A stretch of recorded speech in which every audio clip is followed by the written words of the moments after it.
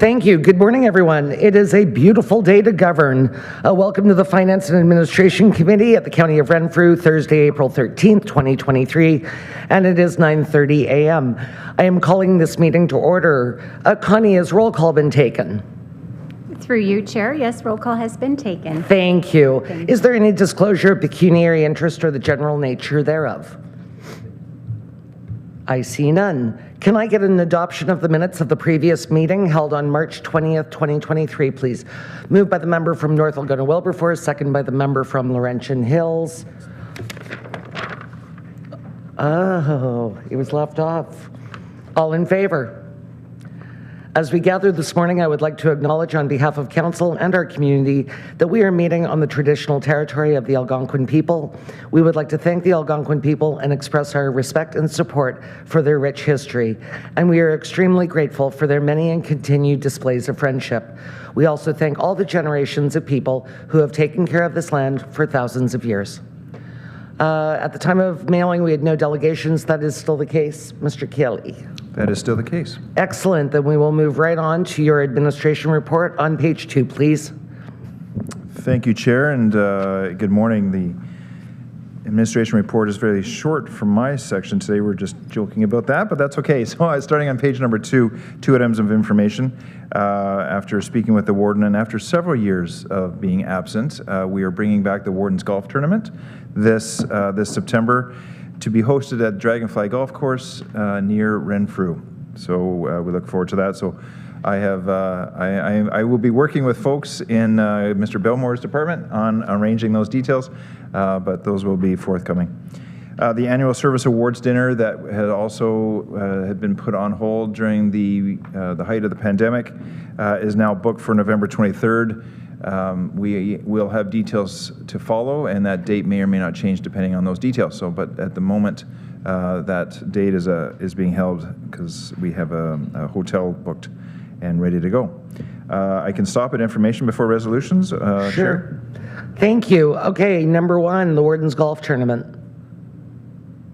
Seeing none. Number 2, the annual service awards dinner. I would just like to say I am so happy to see this come back. And with that, we will move on to resolutions. Thank you, Chair. So I'll get the resolution on the table. And the recommendation from staff is that the Finance and Administration Committee recommend that County Council approve that the September standing committees be held as follows: September 12, 2023 at 9:30, Development and Property Committee; September 12, 2023, 1 p.m., Operations Committee; September 13th, 2023, 9:30 a.m., Health Committee; September 13th, 2023 at 1 p.m., Community Services Committee; and September 14th, 2023, 9:30 a.m., Finance and Administration Committee. If we put that on the table, Chair, I can read the background after that. Thank you. Can I have a mover and seconder, please? Moved by the member from Amiston Bromley, second by the member from North Algona-Wilberforce. And the background is there that OEMC has been rescheduled. Are there any comments, questions, concerns? I see none. All in favor? And the report as a whole. Can I get a mover and seconder, please? Moved by the member from Keelaloo, Hegarty and Richards, seconded by the member from Brudenell, Lindock and Raglan. Anything further? All in favor? All right. With that, we will move on to Mr. Foss's report, which can be found on page 3.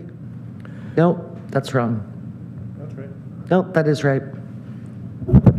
Thank you, Madam Chair, and good morning, members of the Finance and Administration Committee. Item number 1 under information is a summary developed by the Municipal Finance Officers Association of the 2023 provincial budget that is attached as Appendix 2. We feel that MFOA does a really good job of ferreting out key announcements through the provincial budget, as well as the next item, item number 2, which was the federal budget, and specifically those items that are relevant to municipalities in Ontario. So item number 2 is MFOA's summary of the 2023 federal budget. That document was dated March the 28th of 2023.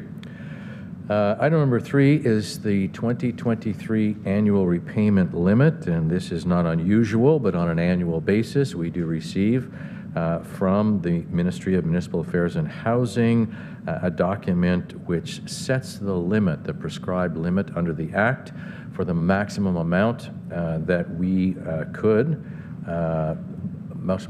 could borrow, and the maximum annual repayment limit, that's debt servicing costs of principal and interest. Attached as appendix number 3 is a summary that we received from MMAH, which is to be used as a helpful guide for councillors to understand the methodology behind the calculations.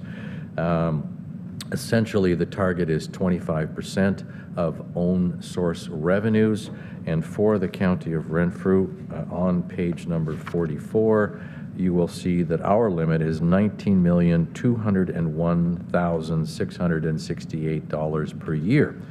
And of course, for illustrative purposes, the province is attempting to give us some understanding of if we were to go out into the capital marketplace and if we could find some borrowing rates at either 5 or 7%, that $19 million annual repayment limit would allow us to borrow up to $239 million at 5% or $203 million at 7%. Item number 4 then is we have attached the 2022 unaudited financial statements for the Renfrew County Housing Corporation, Bonnechere Manor, Miramichi Lodge. I believe Public Works has a statement in there, as well as the General Revenue Fund. We have also attached a balance sheet for each one of those separate financial statements, as well as a breakdown of our accumulated surplus as at December the 31st, 2022. Previously, and everyone has attended a committee meeting earlier this week, I've taken a portion of each one of those meetings and provided a summary of the financial operations of all of the departments that are reporting up and through various committees, and then ultimately to County Council. And I guess we're really no different. As the Finance and Administration Committee, we have a number of departments that are reporting up and through this committee. So perhaps I would ask if our committee could turn to page number 46, and I would go through, Chair, if you allow, a similar summary review of our financial position for 2022. Page number 46 is a bit of an unusual statement. Here at the County of Renfrew, and I suspect like a number of municipalities, we prepare a budget and we prepare quarterly financial reports that come to committees and council, developed on what we would call on a municipal surplus basis. A number of years ago, we had a number of accounting theory changes or principle changes which required municipalities to change the format of their financial statements to follow public sector accounting board rules, which are essentially the same type of statement presentations that you would find in the business community. And so what we did and what we found was useful for our councillors as well as for staff and our directors, managers, who were very used to a particular statement format, was to continue with how we were presenting financial information previously, and then for each of the statements, we do a reconciliation back. We call it to the PSAB format, which will be the same financial statement presentation that you will see when KPMG attends our June meeting and presents our consolidated auditor's report. So on page number 46, you will see items such as the very top item in yellow, capital. So in the General Revenue Fund, of course, when we develop a budget and we identify for you that Public Works is going to spend a significant number, a multi-million dollars on capital, we want to be able to, at budget time, show you how we're going to finance those operations, whether we're debt financing, whether we have federal or provincial grants, whether we're using reserve funds. And that's certainly a well understood format for councillors at budget time. However, we've got to restate those financial statements when we get to the end of the year for PSAB purposes. So items like capital cannot be considered as an item that would go into your operating expense statements. We have to back those capital purchases out. And likewise, we do not budget for depreciation, but on PSAB format financial statements, we do have to add the depreciation back in. So what I've done is I've listed the General Revenue Fund, which is what we're going to look at this morning, as well as previously at Health Committee, we reviewed the statements for Miramichi Lodge and for Bonnechere Manor, and as well yesterday at Community Services, we reviewed the statements for the Renfrew County Housing Corporation, which is a separate corporation, but at the time that we present consolidated financial statements to you, we include or consolidate that separate corporation into our own operations. So the municipal surplus, the top line, I would say from a budget to actual performance review perspective, is the key line that we should be looking at, because that's how we set the budget. And so for the General Revenue Fund, you can see that our budgeting was perfect, that we came in exactly with a municipal surplus of $0. That's difficult to pull off. There was a little bit of a trick that we did, and we'll talk to you a little bit about that as we go through our review. But $0 as far as the municipal surplus goes for the General Revenue Fund. Yesterday, Miramichi Lodge, we reviewed the factors that led to the $487,000 deficit, operating deficit for Miramichi Lodge, and $400,000 operating surplus for Bonnechere Manor. As well, the Renfrew County Housing Corporation had a municipal surplus of $799,000. So overall, we'll be presenting statements with a municipal surplus in total $727,000. It's good to keep in mind that we are an organization of almost $150 million. That's the size of our consolidated operations. So these surpluses are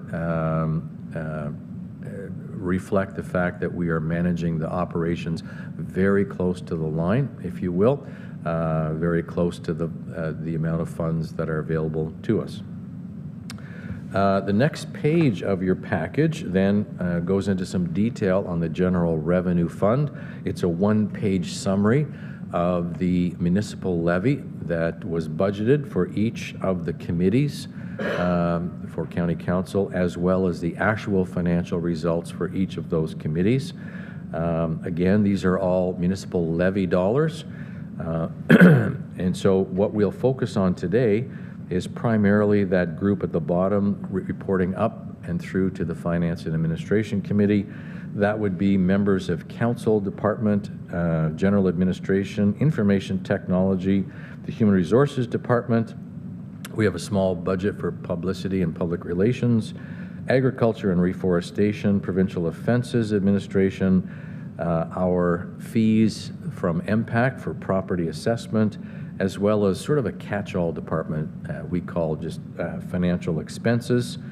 And at the bottom, of course, there is the county levy at $50,540,371, which is what we set for a budget earlier in 2022. So perhaps I'll ask Council then to flip the page, and beginning at the top of the next page, you'll see members of Council.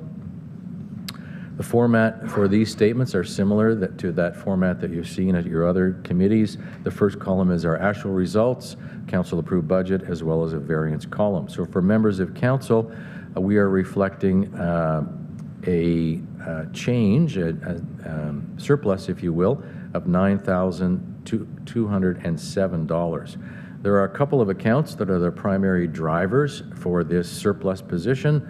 The first one being advocacy, where we had a budget set aside of $30,000. And of course, early in 2022, with the COVID pandemic still upon us, there was not the expected activity in advocacy and delegations to the province of Ontario, which would involve a lot of travel and some of those other costs that we would expect in a normal operating environment.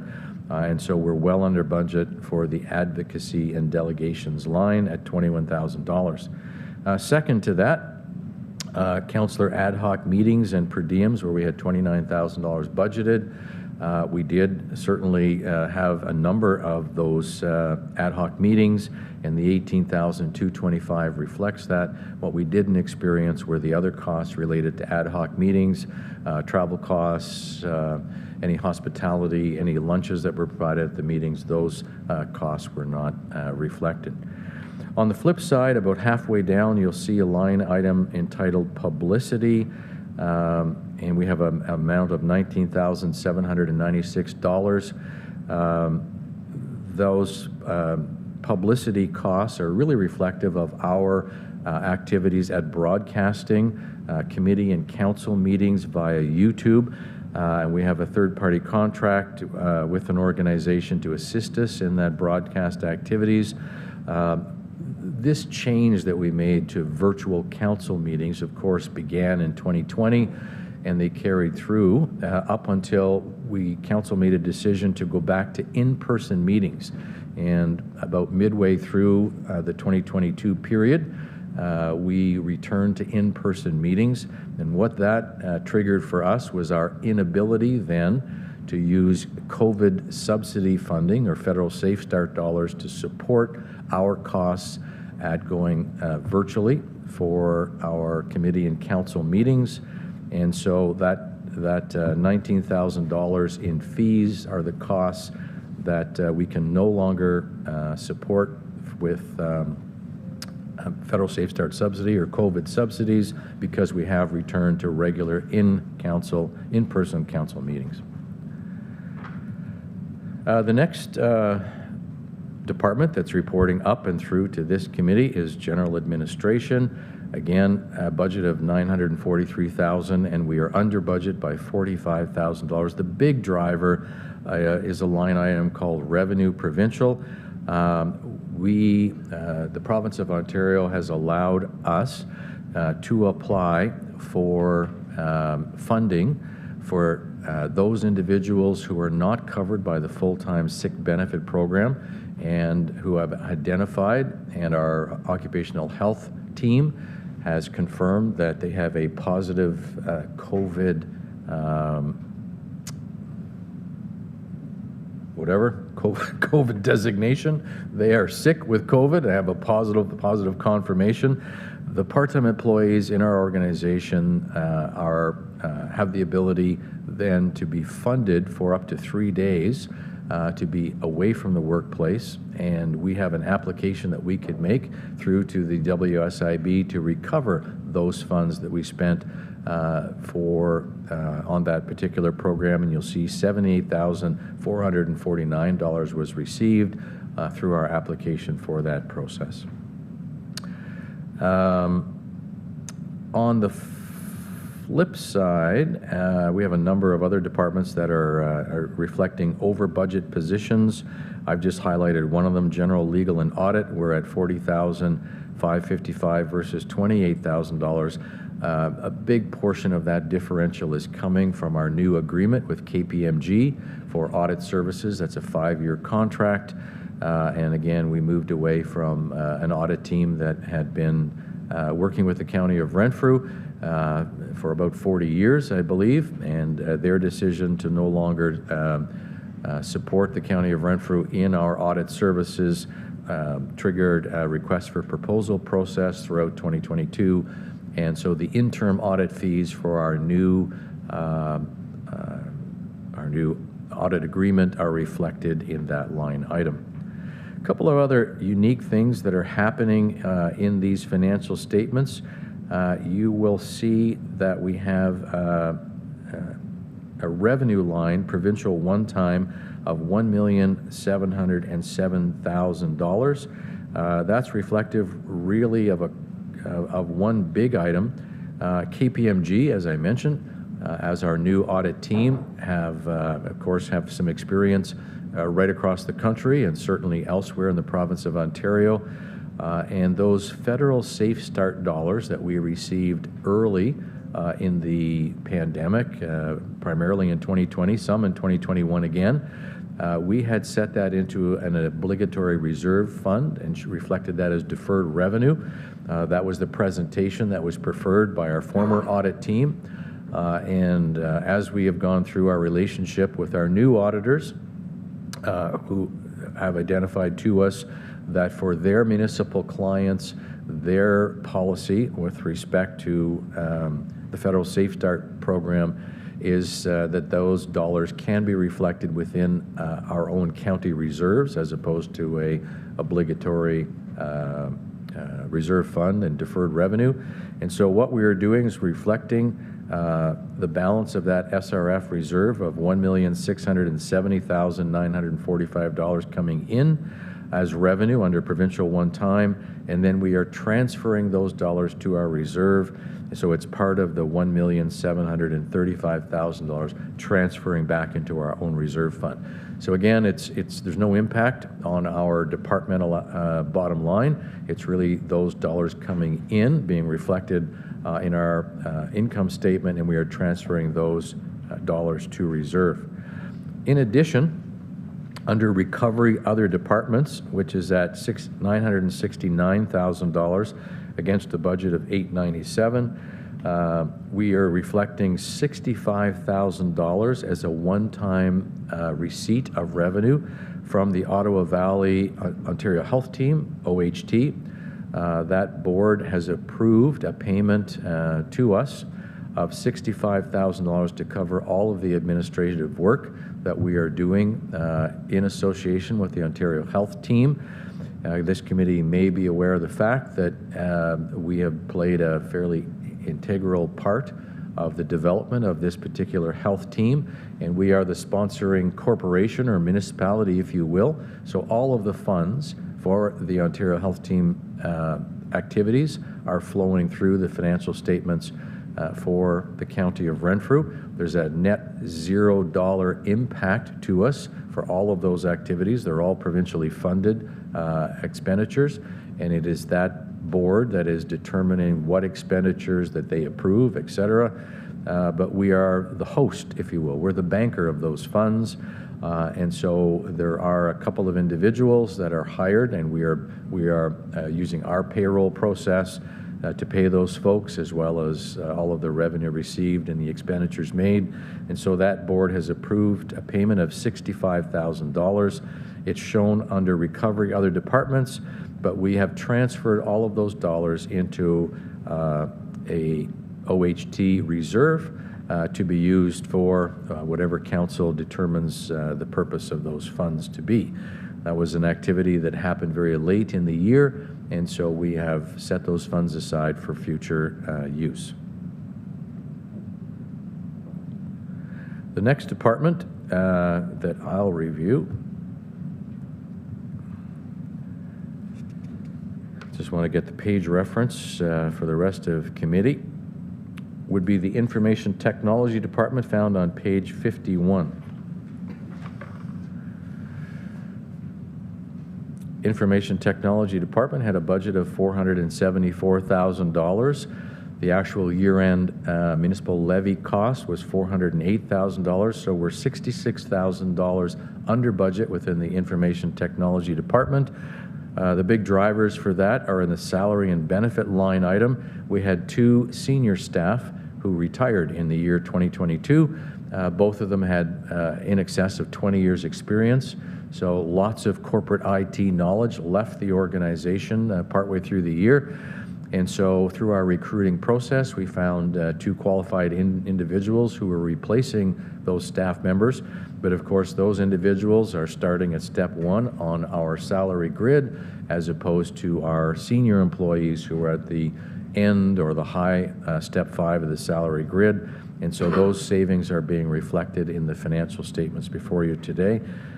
2 other line items that are driving some of the savings. At the very top, annual software maintenance fees. Those are corporate software maintenance fees. We're $11,000 under budget. We negotiated for our cloud backup services. We're about $5,000 under our budget for that project, which was a new project in 2022.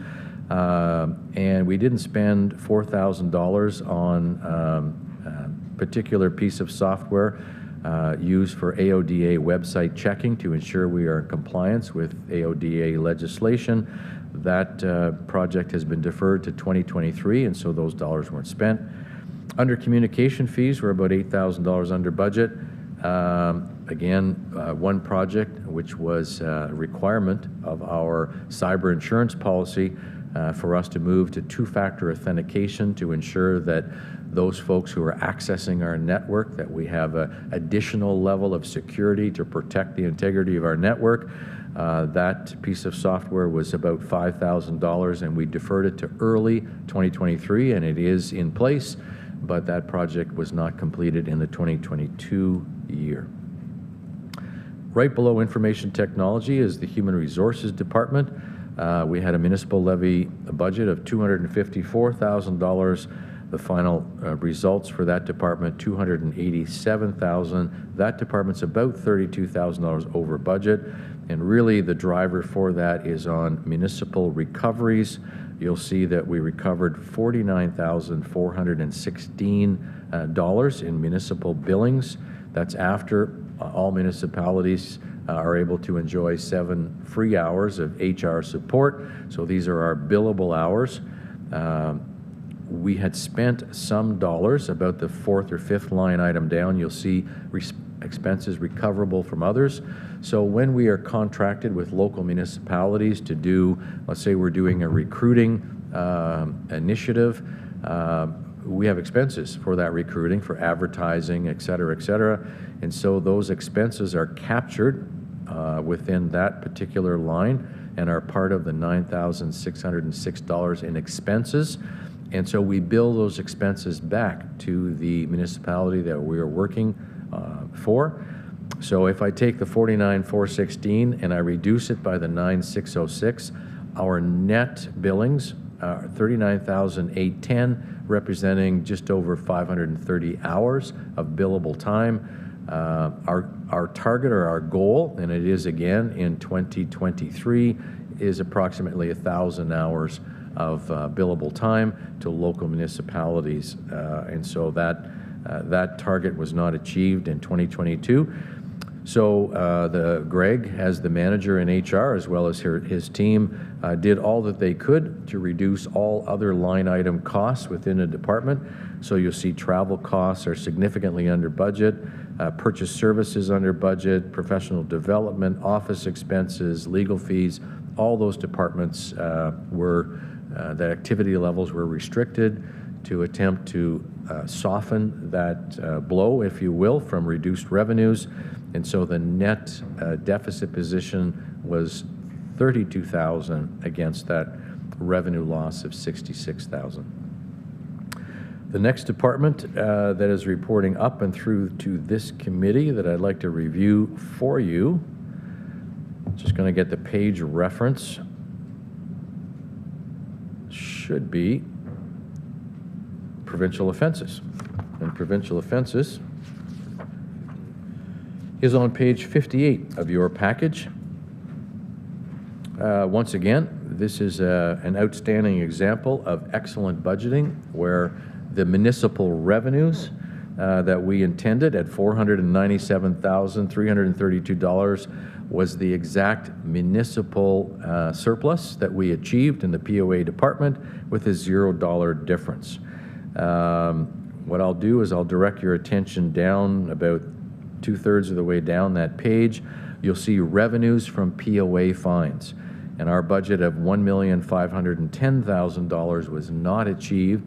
I think we've discussed as a committee a number of times the reduction in charges that we are seeing being processed through the Provincial Offences Office. And that reduction in charges, of course, has a financial component to it. And so we are experiencing about a $294,000 reduction in total charges in order for us to meet the budget. And the line right above that POA fine revenue reflects a recovery provincial one-time of $131,733, and that is the use of the federal Safe Start funds in 2022, similar to what we did in 21 and 2020. Again, the Ministry of the Attorney General closed all court offices for a number of years and only transitioned to a virtual court ability in 2022. And so because of that closure, which was COVID related, we are able to use federal Safe Start dollars to support the POA department to at least achieve our expected and council approved budget. The support that we're getting is only $130,000 against the revenue loss of $294,000, and that means that our manager, Ashley Wilton, and her team, like the HR manager and Mr. Belmore, had to find ways to reduce costs as best they could while still operating the department. There were some expected costs that would be below budget for adjudication, which is the judicial payments that we make. Well, if you're closing half of our court days or a significant number of our court days, you're certainly going to have less judiciary costs. Collection costs were certainly below what we had budgeted, and again, a direct relationship to how many fines were being processed. So just a number of accounts are all reflecting below salary position, and as a net result, we only leaned on the federal Safe Start dollars to $131,733. Directly below provincial offenses is our bill from the Municipal Property Assessment Corporation, and we do receive a letter from MPAC, and we received it in time to be able to budget accurately for our share of the province-wide Municipal Property Assessment Corporation levies. Directly below that is that catch-all department that I call financial expenses. You'll see that we are $2,948,000 higher than budget. Couple of the items where we're reflecting some savings is in county share of taxes that are being written off. For our last number of years, as long as I can remember, we provided a budget in around the $300,000 range. This account is really reflective of the tax write-offs that are being decided upon and processed by local municipalities. Of course, when you make that decision to write off those taxes, there's not only a lower tier component, there's also an upper tier component to that tax write-off. And so our share of the total taxes written off in 2022 by local municipalities, $109,647. The next line item is interest expense, and you'll see under a couple of lines down, you'll see debt principal of $1,010,000. That's reflective of a number of Infrastructure Ontario loans that we have in place. We made principal payments of $362,000 on our Claybank Bridge project. That 10-year debenture will end in 2028, so that will be with us for a couple more years. We also made principal payments of $430,513 on our Madawaska Bridge project. That 10-year debenture will end in 2030. And finally, we have the very final payment from a 10-year Centennial Lake Bridge project, $216,068. And in 2022, that was our final charge against this account for the Centennial Lake Bridge project. I'd also like to draw your attention to the very last line item that says transfer to reserves. And of course, that's the line item that has the biggest variance. We had a budget of $18.2 million to transfer funds into reserves, and we transferred $21,689,000. The extra is made up of two items. The first is the doubling of the gas tax revenue that we received in 2022. So on the next page, you'll see under the revenue section the fact that we received $2,695,827 more gas tax revenue that we anticipated because of that federal doubling of the gas tax, but we've transferred all of those dollars into the gas tax reserve. So that's the biggest portion of that increase. The balance, the leftover, is $716,225, and that, committee, is the actual surplus that we experienced for the general revenue fund. So no, we did not budget perfectly. We did not come in exactly with a $0 municipal surplus. Our total surplus was $716,225, and we have a resolution approved by County Council. That resolution was CC 210337, which required that as a first charge against any operating surplus, we must repay all of the money that we have been borrowing from reserves to complete the Algonquin Trail. That project actually has two components to it. It's a $4 million project.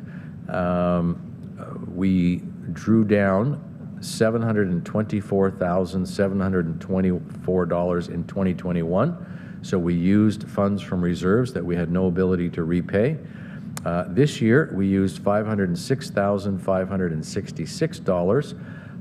And with this repayment, so we had about $1.2 million that we borrowed from reserves. And this surplus repayment now of $716,000 means that we still are short in that reserve by $515,066.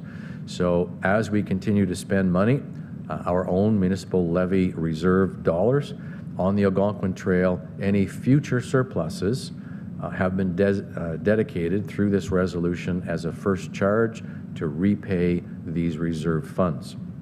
So that would be the reason why we have a $0 surplus within our general fund. Just moving on then to the revenue section. Again, county levy, as approved by council last year, was a 2.5 increase over the 2021 levy at $50,540,000. PIL adjustments were not as significant as we provide for in our budget at only $53,834. Supplementary revenue, so very similar to tax write-offs. At each local municipality, you are receiving throughout the year supplementary revenues. Those are revenues that were not on the returned roll at the beginning of the year and are primarily a reflection of CVA growth that's taking place in your municipalities from new buildings, new addition, new construction. We anticipate, based on prior year budgets, about $500,000, and our share of that growth in 2022 was $716,000. As I mentioned, gas tax funding, the doubling of it is reflected as a transfer back into reserve, and by far and away, our interest revenue we experienced in the general revenue fund of $1,699,000 was $1,049,000 higher than our target in the budget. Once again, we had 7 Bank of Canada prime rate increases throughout 2022. We'll talk a little bit more later in this presentation or our committee meeting today about interest revenue received in 2022, but Bank Prime jumped 7 different times throughout the year, and that $1 million increase is essentially the primary reason why we had a surplus in our general revenue fund of $700,000 this year. And I believe, Madam Chair, that would be the end of my really brief summary of all of those departments that are reporting up and through to this committee for the 2022 period. Thank you. And I was remiss. I should have waited until the end of your report to do this, but I think we will just tackle this portion of the agenda, and then we'll go back to information items, because you do have some more information items. So with that, I will ask if there is anything on Number 4, the unaudited 2022 financial statements. Member from Amiston Bromley, please. Thank you so much, Madam Chair. And thank you to Mr. Foss and to his finance department, all of his reports for a very comprehensive report, and pleased absolutely at the outcome. There was a couple of things I wanted to, and just bear with me as I'm scrolling back now to find my place. I think it's in the report. Okay, so one of the questions that I had, and I guess maybe there's even a two-part to it. So the gas tax, or what we still refer to as the gas tax, is the CCBF, the Canada Community Building Fund, which is, as I understand, still identified, still recognized as an obligatory reserve, i.e. deferred revenue. So at the bottom of the expense in the transfers to reserves, it's shown as a transfer to reserve, but it'll be recognized when we see the audit, presumably in June, as is typically when it's delivered, that's not going to show up so much in reserves. Typically our gas tax reserve line on our schedule of reserves is 0 at the opening and 0 at the ending because it's recognized as a deferred revenue. Is that in fact the case? It's shown here for our purposes as transferred to reserves, but in fact it will be recognized as a deferred revenue. That's part one. Yeah, let's take them by part, if you don't mind. Thank you, Madam Chair, and that is correct. In last year's auditor's report and our audited financial statements, there were 2 items that were part of our obligatory reserve and deferred revenue, one being gas tax, and the second item, of course, is the federal Safe Start funds. And as I mentioned, gas tax will remain as an obligatory reserve fund, but KPMG's opinion of how the financial statements should be presented for the federal Safe Start dollars is that they should be considered as received and transferred to our own county of Renfrew reserves. Thus, the transfer that we talked about earlier within the General Administration Department, and will be shown differently in this year's financial statements than they were previously. And again, this is KPMG's interpretation of what the federal Safe Start dollar fund was intended to do, and whether or not there is an obligation for us to return those funds if they are not all expended. And so consistent with how they have been preparing financial statements for all other Ontario municipalities, we are going to reflect that federal Safe Start fund within the County of Renfrew reserves as opposed to gas tax and the obligatory reserve fund. Thank you. Part 2. So following up on that, so for those who've been keeping score at home and thought they were on top of our capital reserves, et cetera, so we used to call them reserves, now we're calling them deferred revenue, and now we're going to call them reserves again, just so that everyone is keeping up. The still two with respect to this particular item, the deferred revenue. So the CCBF is essentially a capital reserve, even though it's not shown on our schedule of reserves. So that would be an additional amount of money that is available for 2023 capital expenditures. But is the Safe Restart that had heretofore been recognized as a deferred revenue and not as a reserve, is that a non-capital on the schedules that are attached to this report? It does not have a C appended to it, so I'm presuming it's not a capital reserve then, or capital deferred revenue? Mr. Foss? The letter that accompanied the receipt of the federal Safe Start dollars was similar to other letters and funding that we've received with respect to the pandemic mitigation funds, in that those dollars can only be used for pandemic-related mitigation, prevention, staff retention strategies. So we have no ability to use those federal Safe Start dollars, and in fact, early on in the pandemic, there were a number of councils that wrote to the province inquiring as to whether or not those dollars could be used for capital purposes that are related to pandemic activities, where we had to separate and segregate and isolate, and there were some capital dollars that were required. And the response that came back with that initial tranche of funds was that definitely not. These were for operating expenditures only and could not be used for capital purposes. So those dollars that we will now segregate as federal Safe Start dollars still have the same strings attached to them, where council can only use those funds for their intended purpose until such time as the federal government makes alternative arrangements for us. My expectation as the treasurer will be that there will be an accounting and there will be a reconciliation of all federal Safe Start dollars. What did we use the funds for? Can we ensure that those were for eligible expenses only? And I fully expect that any unused funds will be returned either to the federal government or to the province of Ontario at some point in time in the future. So we are guarding those funds and protecting them and ensuring that the only time that we can use those funds are for eligible expenditures that we feel have met the criteria of the funding letters that we received. Thank you. Thank you for that.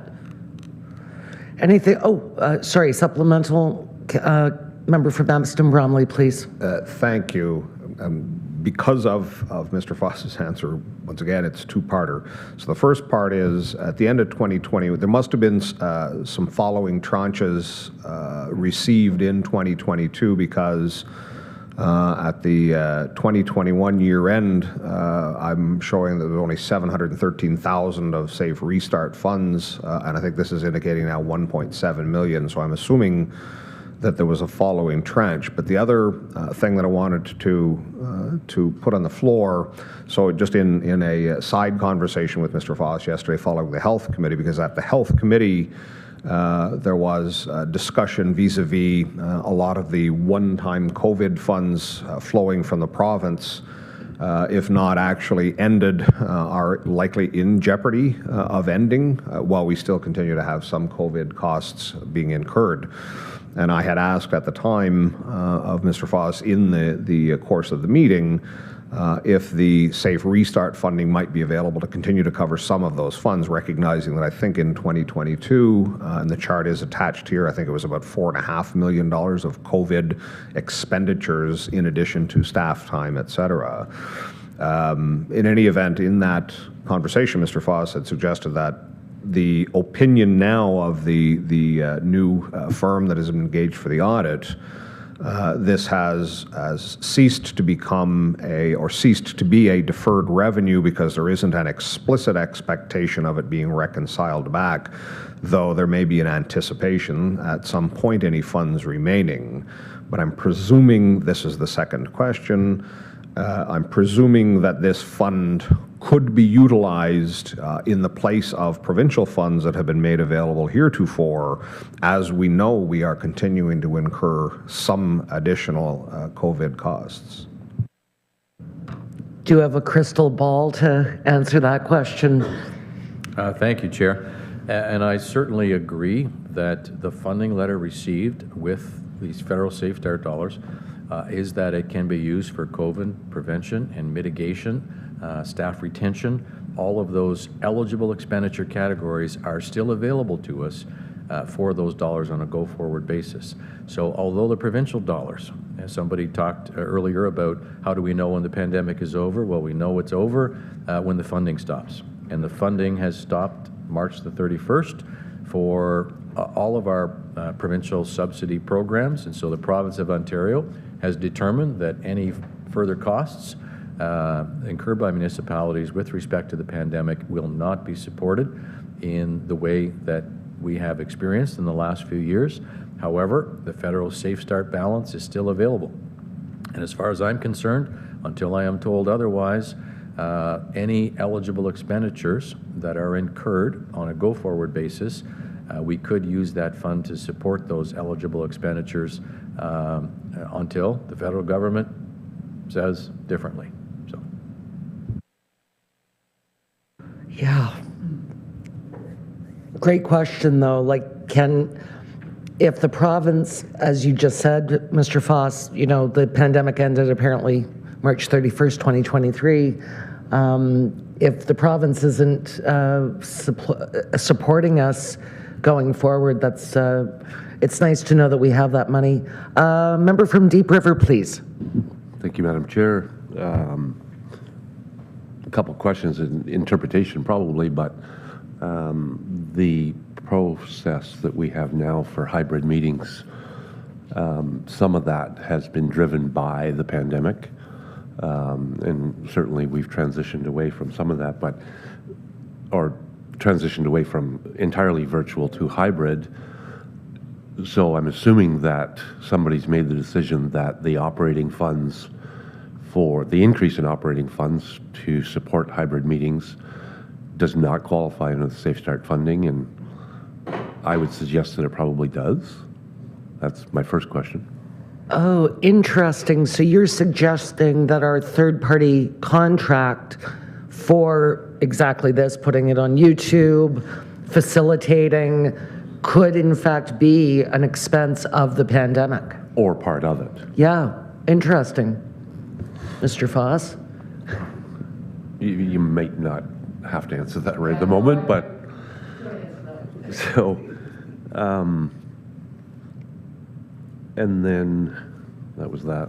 My next one is under the, well, I guess let's go back to the term gas tax. I'm wondering if we can't correct that to be the CCBF. And my last question is on the revenue side. We've seen you're showing county levy, PIL adjustments, and then supplementary revenue. Within that supplementary revenue, it was stated that some of that is essentially real growth. Is there any PIL dollars included in that supplementary revenue? Mr. Foss? Certainly a change in tax class would be reflected in supplementary revenue. But supplementary revenue is really designed to be the difference between the returned tax roll. So PIL properties are included in the returned tax roll at the beginning of the year that we used for tax billing calculations and tax bills in 2022. And at the end of the year, there's another returned roll that we use for the 2023 year. So during the year, all of that activity is captured in supplementary revenue. So typically that activity is growth, which is new building, new construction, renovation, but it also includes a change in class. So if we had a change from a residential to commercial, let's say, that happened throughout the year, we would capture that in the supplementary tax bill process, including PIL properties. So any PIL properties that were in one particular class and the change in class reflected a higher tax burden, that would be captured through that supplementary process as well. Does that often happen? No, I didn't think so. Okay. Member from Deep River, please. So supplementary, I appreciate the attempt to answer my question, but so changing class, understood.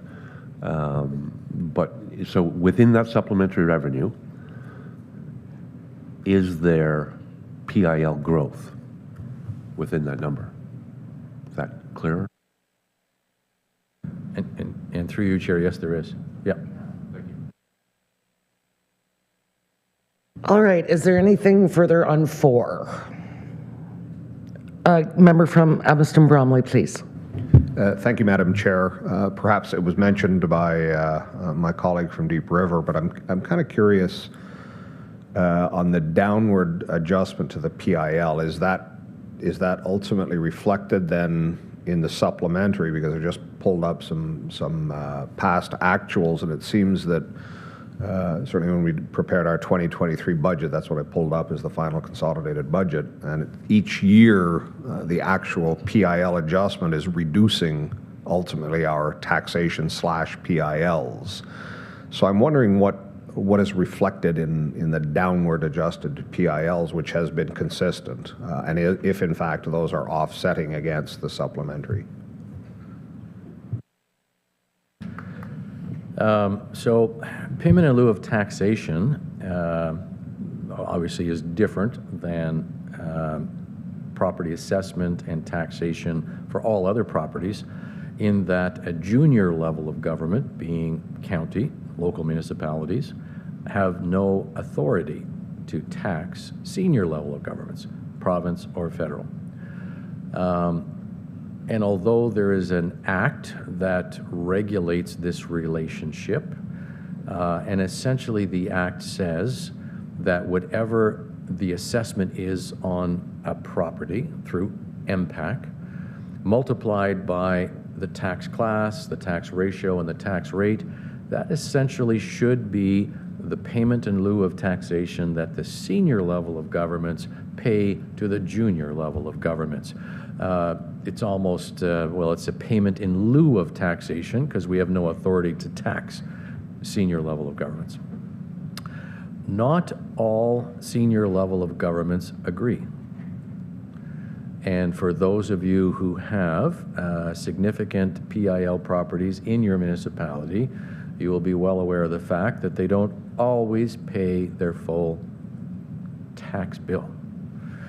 And there is a number of very creative methodologies that our senior level of governments can go through to adjust what they feel should be their payment to both the county and the local municipality for PIL versus what MPAC has assessed the property based on.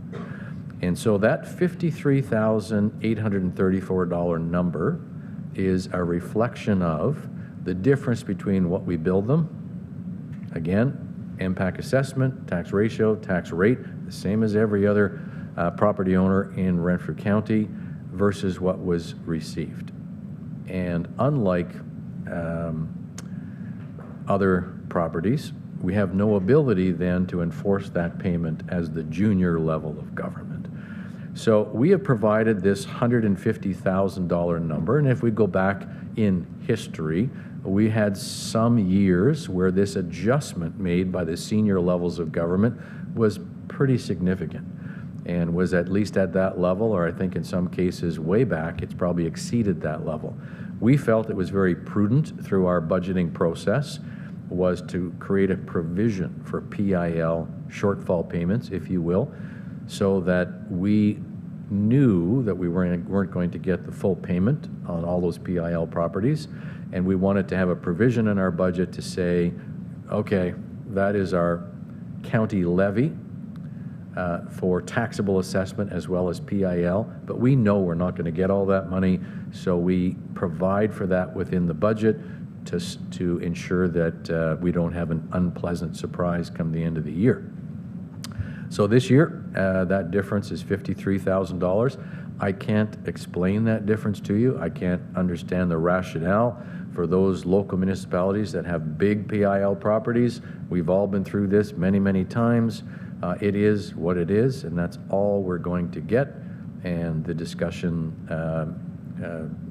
doesn't go much beyond that. So that is a quick summary of what that provision is for in our budget and what we experienced in 2022. And I would understand that if MPAC was actually assessing, but knowing that they haven't assessed since 2016, that makes absolutely no sense. Not that what you said doesn't make sense, the calculation doesn't make sense. I'm just, the member from Brunel, Lindock, and Raglan has been very patiently waiting over here, so I'm going to move here first and then I'll come back. I agree with the councillor from Deep River. Perhaps we need to rethink the hybrid meetings and perhaps maybe use some of the Safe Start. I mean, we could think outside the box for a while. If we do use some of that money and in the end they tell us we can't, well, then we have to pay for it. But I think it's worth rethinking, because we do have members that do attend, including myself, when I was ill, attended by Zoom because I couldn't make it here. So maybe we need to look at that situation again. Okay, thank you. Warden, please. Yes, thank you. Very quickly, just to add to what Mr. Foss was saying, if you'll recall, I think in August and October, my report from AMO, there is a series of letters being sent back and forth between Minister Bethan Falvey and the Federal Minister of Finance and two other ministers. I think it's revenue, but I'm not sure, complaining about this, because I think the cost to 5 or 6 municipalities here in the county is in the neighborhood of about $100,000 and was growing, because the federal government was relying on a court ruling, I believe in Quebec, in the Montreal area, for their change in policy. And so we are working on it, and I'll try and bring an update for County Council. I'm guessing it'll be in May, because I don't think we meet again until May, but I'll inquire again. Great, I know thank you. I know Petawawa has been very active in it. Dan Sissons provided them with some case study material, but I believe there's at least 6 of us in the county. Deep River, ourselves, in Renfrew, Petawawa, I believe Arnprior, and there was one other who escapes me at this point. Thank you for that. Member from Abbotston Bromley, please. Thank you, Madam Chair. I just, in having asked that, I think that this is the lowest actual downward adjustment probably in the last 3 or 4 years. So certainly have to, I guess, take some solace in that it is only a little over a third of what we had made provision for. Just to keep in mind, both of these are the Crown, and of course the Crown has a coronation to pay for in 2023, so we might see a higher PIL downward adjustment for 2023.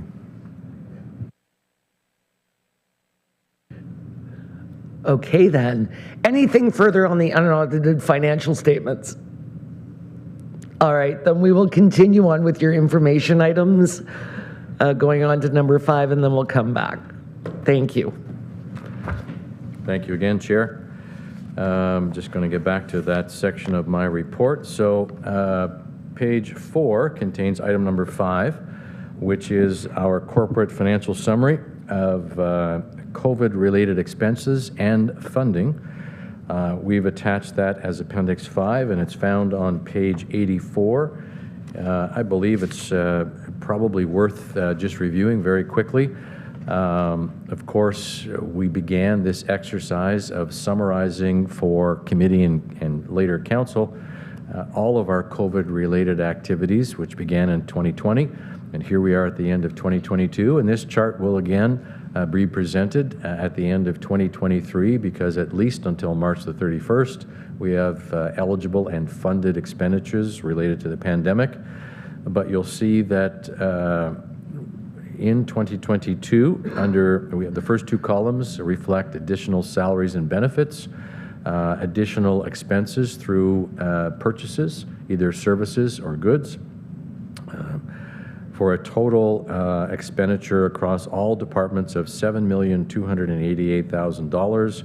We had provincial and other revenues, provincial revenues of $4.4 million. So again, those would be our provincial subsidy agreements. Think of Miramichi Lodge or Bonnechere Manor, where we had screeners at the entrance to the facility. So all staff and all visitors entering the facility had to go through a screening process, and all of the costs of that was funded through a provincial agreement.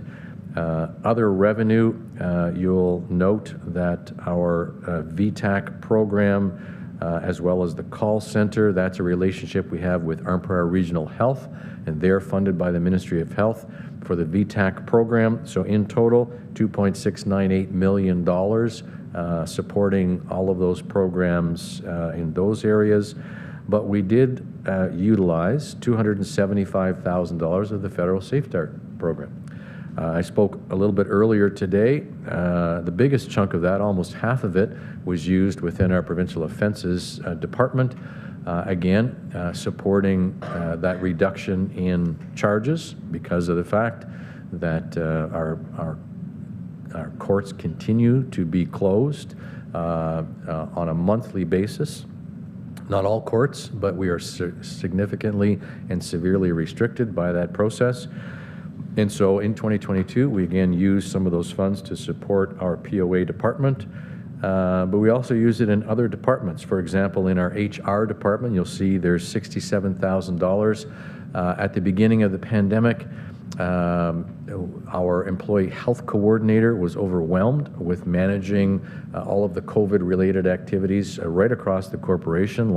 Again, we have 900 active employees, so managing those health claims for all 900 employees required that we seek some part-time support for that individual to make sure that we could keep up with the demand that we were experiencing. And so that particular activity was not supported by any provincial dollars, but again, an eligible expense that we were able to utilize the federal Safe Start dollars to support. So in total, $275,383. So 2022 was again not as active as 21 or 2020 certainly, but still $7.2 million in COVID or pandemic related activities. The next item is item number 6, which is policy GA06, investment policy. At our committee meeting in the month of March, there was a request by council to present the investment information in a format and style that was similar to what we had used in our 2018 fiscal period. And so we pulled that 2018 report and we are presenting to committee again, this investment information that is similar to a format that we used a number of years ago. Committee will note investment performance, I guess, at the top of page number 6. Our RAG program, again, we have an agreement with the Bank of Montreal that every dollar in every one of our current accounts on a daily basis will enjoy interest income at a rate established through that agreement, which is prime less 1.5%. So you'll note that we began the year at 0.95% was our rate of return.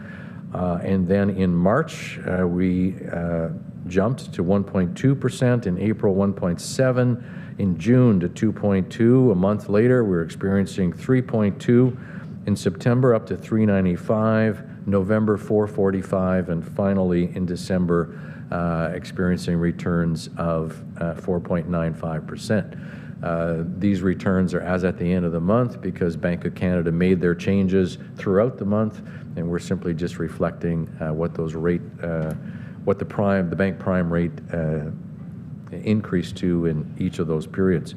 So as I mentioned, we had 7 increases throughout the year in bank prime, so that at the end of December, we're enjoying 4.95% on every dollar in every current account that we have.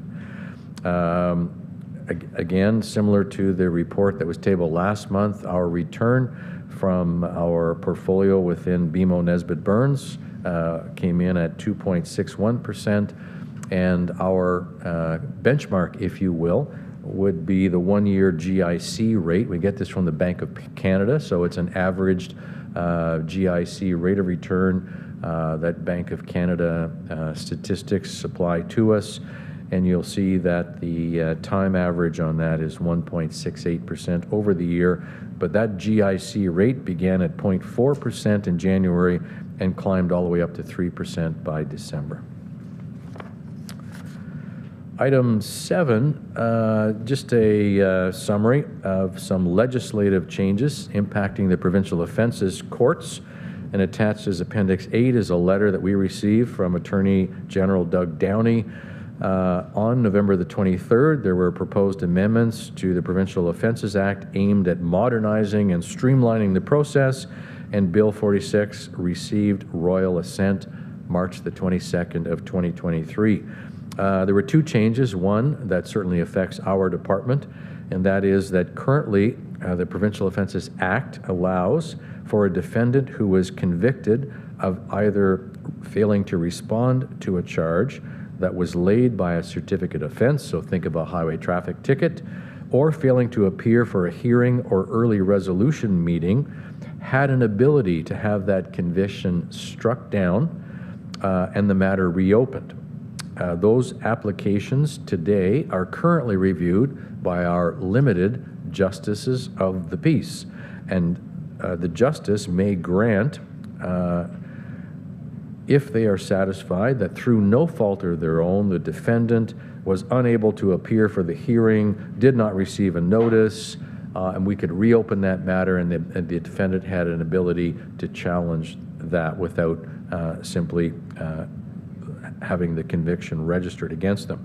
So effective September 22nd of this year, this new Bill 46 will allow the clerks of the court, and in our case that's our POA court manager Ashley Wilton, the ability to grant but not to deny, only the ability to grant the striking of a conviction on a ticket if the clerk of the court is satisfied that, again, the defendant, through no fault of their own, missed the notice or wasn't able to attend the meeting or hearing that was related to the ticket.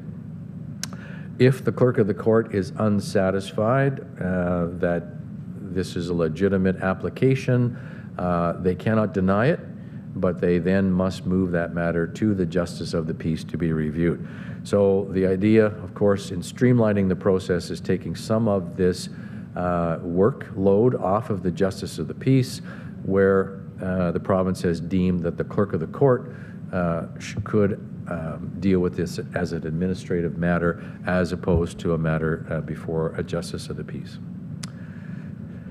Related to that, of course, item number 8, provincial offences workload. You will see the summary of all the provincial offences workload items for January, February, and March, and you'll see a slight jump in the number of charges that were received in the month of March at 771. At our last meeting, we were directed to prepare a letter for the warden's signature asking the, I believe it also went to the Honorable Doug Downing, I believe, that letter, asking for some understanding as to why our total number of charges have been reducing over the last 4 or 5 years. And so that letter is very similar to one that we sent a number of years ago via direction of this committee, which was unresponded to. But this new warden is going to try it again, and we'll see if we can get some action from our... okay. Solgen, that's it. Thank you. Yeah. I'm here to help. Okay. Item number 9, provincial offences backlog. And so we are summarizing for you again the fact that in the month of March, we had 7 court dates that were originally on our schedule, and 3 of them are canceled. That is similar to our experience in January and February and our experience for the last number of months. And of course, that has led to a significant backlog within our POA court, and estimating, given a 6-hour court day and 15 minutes per charge, would take us roughly, with the number of court dates available to us, roughly 17 months to clear the backlog within our POA court. There is some rumblings that are taking place throughout Ontario because of the POA court backlogs, and we're not the only court that's experiencing this issue. And so there may be some news coming forward to this committee and to County Council about the province's attempt to clear some of this backlog in the coming months. So as soon as we receive that confirmation, we will pass that on to this committee. The next item, item 10, is staff engagement survey. At the request of the CAO, and certainly in consultation with our directors, our HR department created and launched a survey designed to capture some feedback on the experiences of county employees in a number of key areas. We have attached that presentation as Appendix 8. And with your indulgence, Madam Chair, our HR Manager, Greg Belmore, is with us today. And we have asked Greg to overview some of the information that came to us about through this staff engagement survey. And without further ado, I would ask Greg to begin. Thank you. So in the fall of 2022, as Jeff mentioned, the CAO and SLT requested the Human Resource Department to design a survey to capture the experience of the employees. So we designed a number of questions, 63 in fact, to ask our employees across a broad range of topics. It was launched October 21st and was completed on November 30th, allowing a full period for all of the employees to participate. We received 392 survey responses, which is about 44% of the workforce, which is pretty high. We compiled the data, analyzed it, and provided some interpretation to create reports for the CAO to review, as well as each department head on their specific departments. The CAO also received all the departmental analyses. Next slide. So we went through and pulled out some common themes in consultation with the CAO, which include work-life balance and wellness, relationships between employees and their managers, talent attraction and retention, career development and planning for our employees, organizational awareness and connectedness, as well as county culture and pride. So I'll speak to some of these specifically. So in terms of work-life balance, 64% of the employees that responded said they would like to work more hours per day and less hours per week. 86% said that a flexible work arrangement would provide them with a better work-life balance. 84% said flexible work arrangements would allow them to do their best work. 65% felt that their work had negatively impacted their mental health in the past 12 months. 39% felt that the county prioritizes the work-life balance of the workforce, and 47% felt that the county prioritizes employee health and wellness. So based on these survey results, we've come up with some proposals on the next slide to help address some of these issues.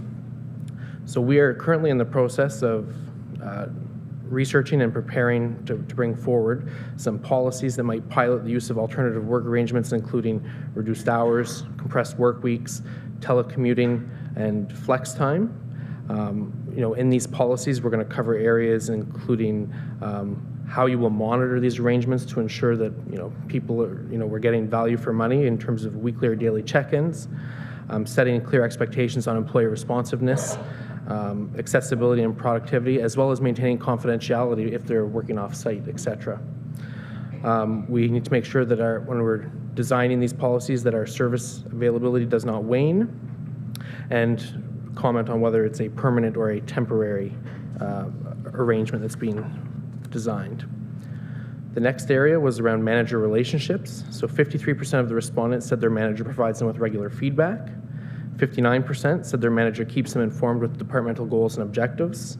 60% said they were satisfied with the methods of communication used by their manager.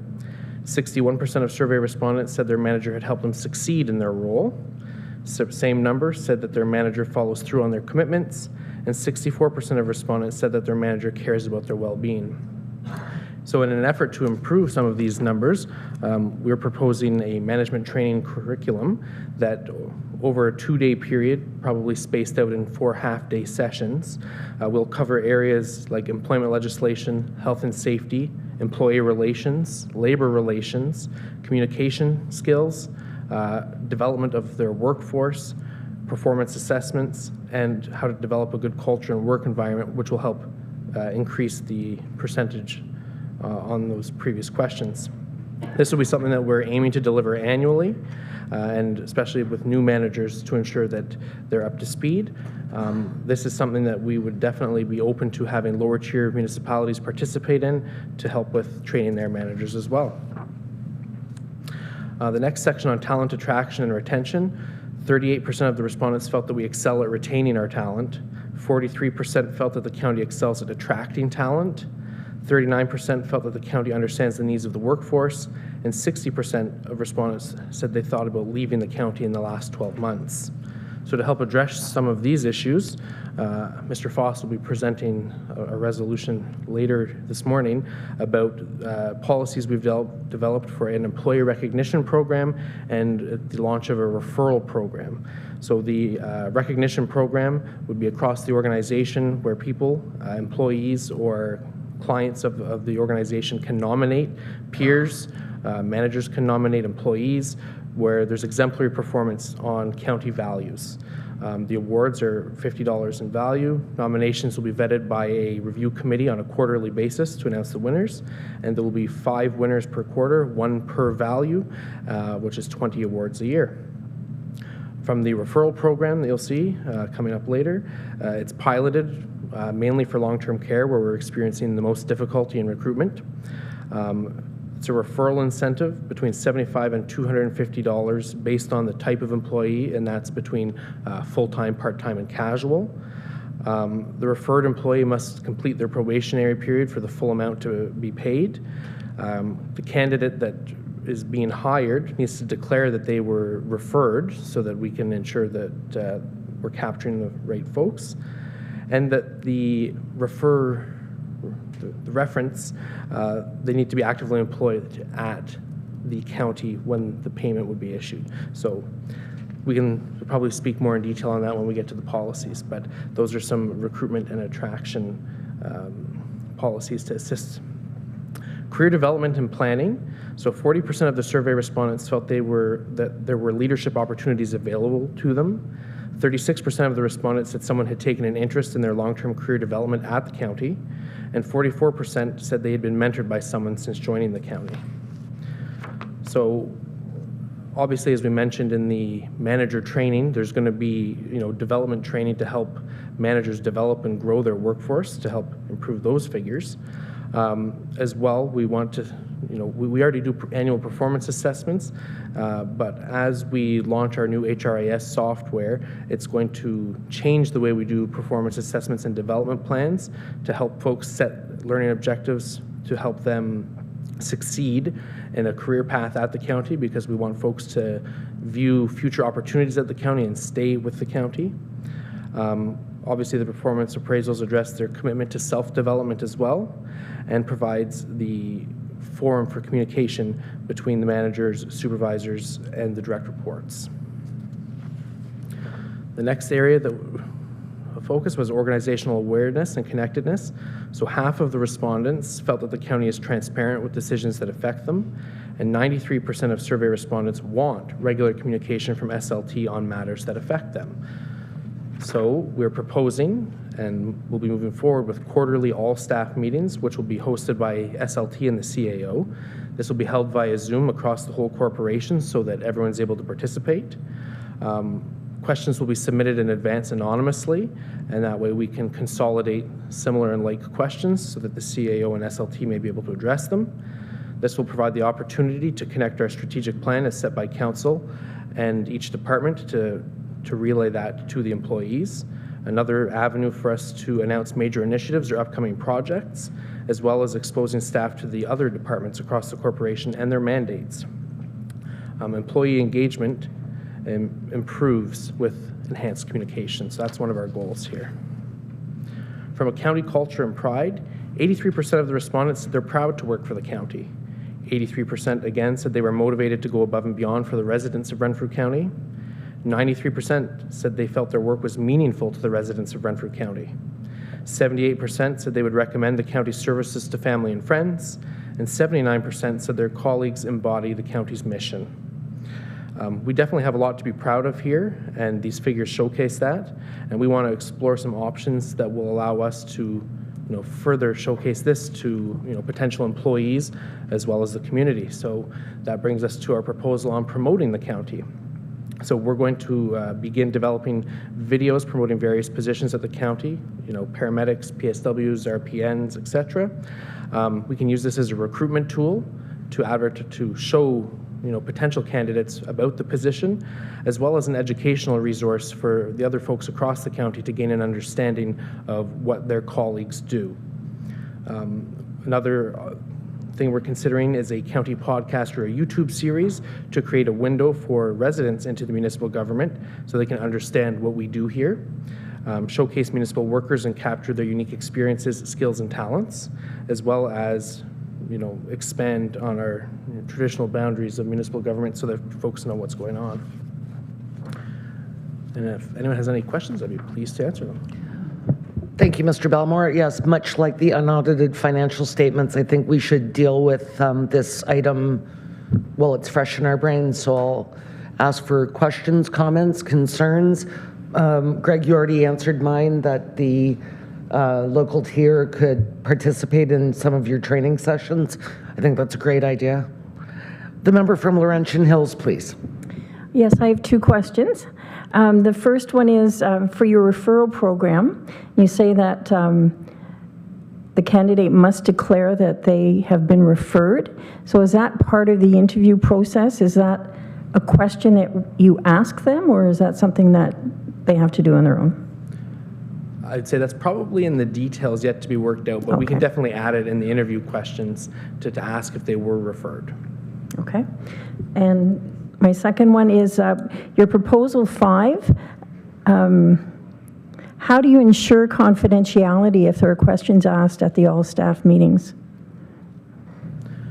So they would be submitted and to the HR department to consolidate, and obviously we have a high level of confidentiality in our department, so it would not be disclosed who was asking the questions, and the goal would be to amalgamate like questions and maybe more generalize the overall question so it's not specifically identifiable as to who specifically said something.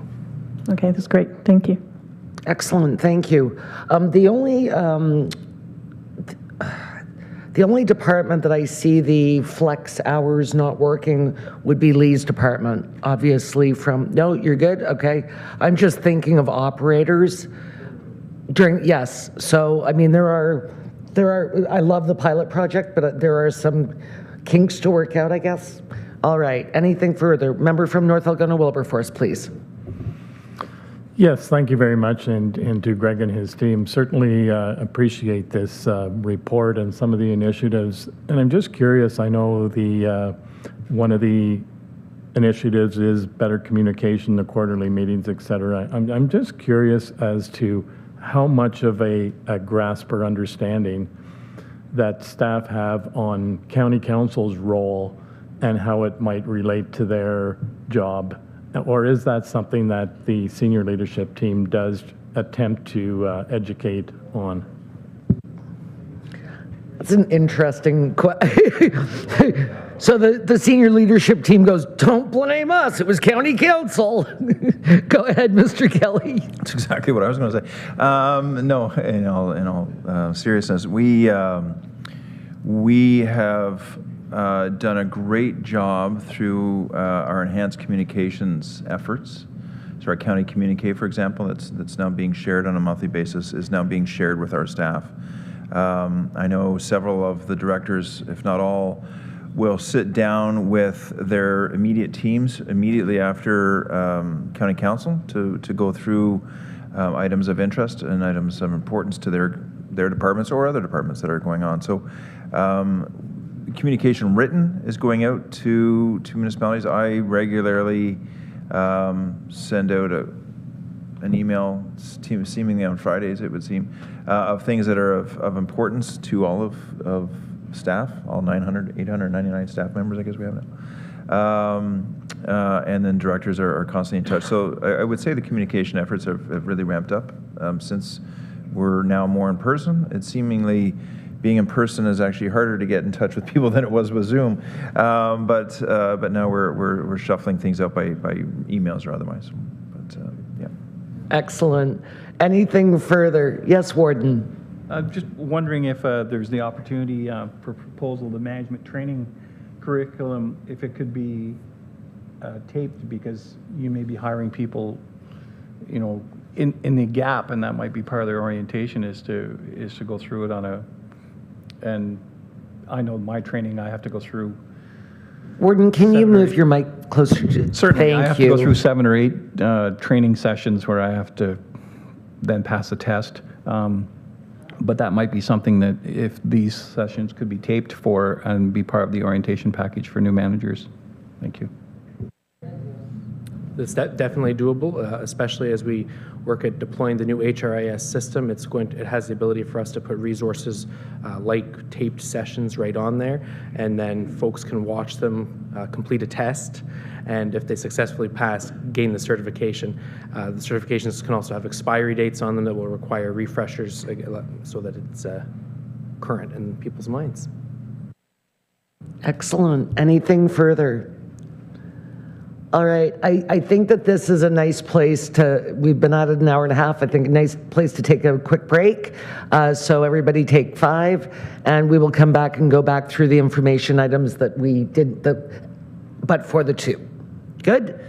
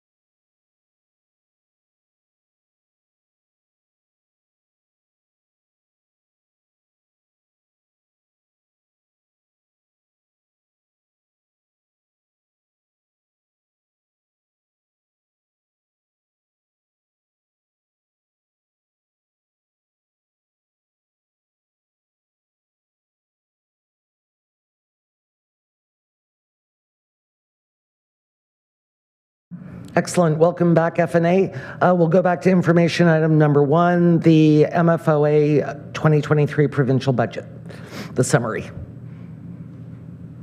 Seeing none. Number 2, the municipal finance officer's summary.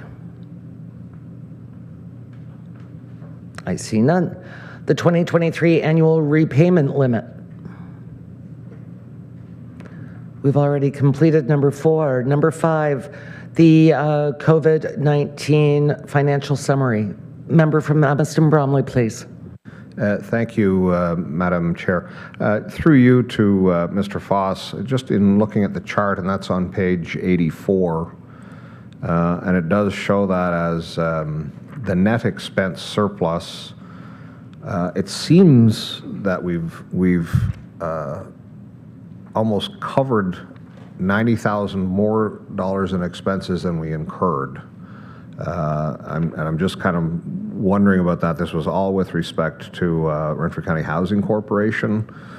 And when I'm, subtracting the 4.4 from provincial revenues, the 2.7 from other, and the 275 from Safe Restart, it exceeds the 7288, or just under 7.3 million. And I'm just wondering how that was allocated, how we arrived at that point.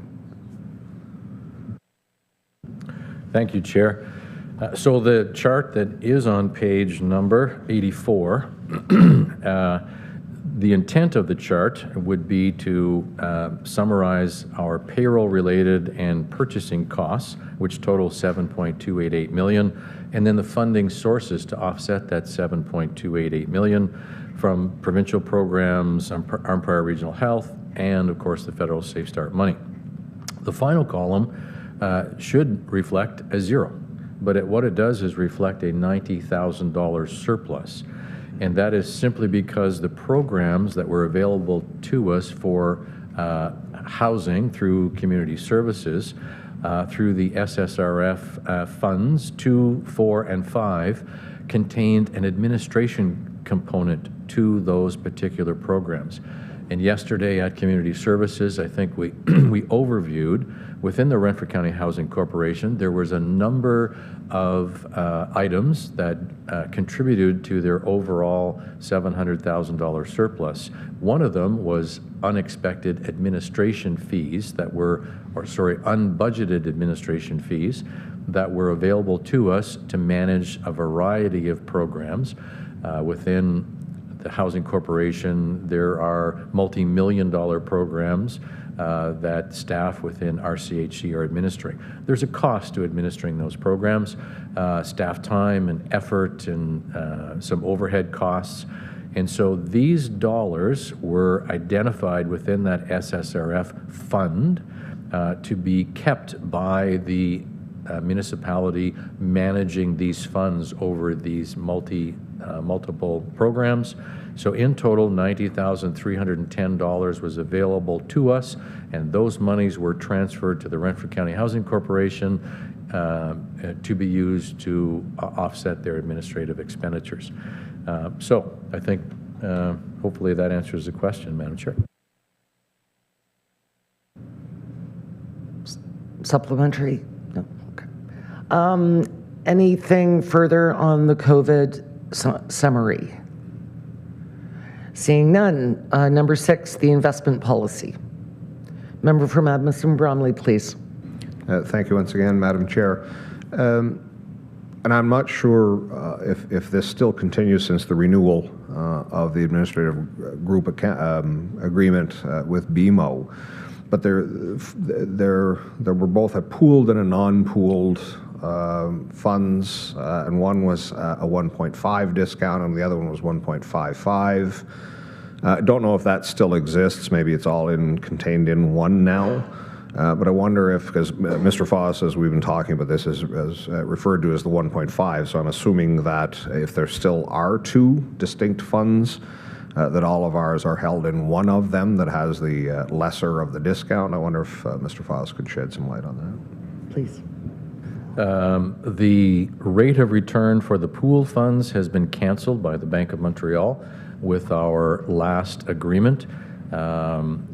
They have a number of justifications for that, primarily the administrative overhead and cost to them for managing the pooled funds, which was very much a manual process, was a risk to the bank itself. Only one individual could do it. Only one individual was trained to do it. It was subject to human error. It couldn't be verified through the banking system. And so they made it very clear during our last renewal that their offer to us would be only on the non-pooled program. And all members agreed that that was still an excellent banking proposal, essentially no bank fees whatsoever for our organization, for all of our financial activities, as well as an excellent rate of return on our current accounts. Thank you. Okay. Supplementary, member from Edmonton Bromley. Thank you, Madam Chair. Thank you. That is what I kind of wondered, if it's been distilled to just one now. Second question is so essentially, generally speaking, our investments, plus or minus, and there was one year that they were substantially higher, plus or minus, they're in that $7 to $8 million range. In that time, over the course of about the last 4 or 5 years, we've seen substantially increase to the year-end cash, if you will, the RAG amounts on deposit at the end of the year. I think since 2017 or 2018, it might be almost doubled now. I'm wondering what typically almost all municipalities, that low point is just as the tax bills are rolling out. I'm wondering what is the approximate lowest balance that we typically will hold in the RAG accounts?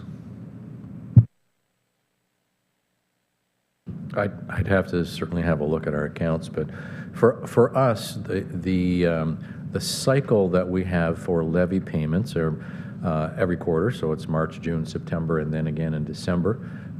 So just prior to those March 31st or June 30th dates would be the lower points for our cash balances.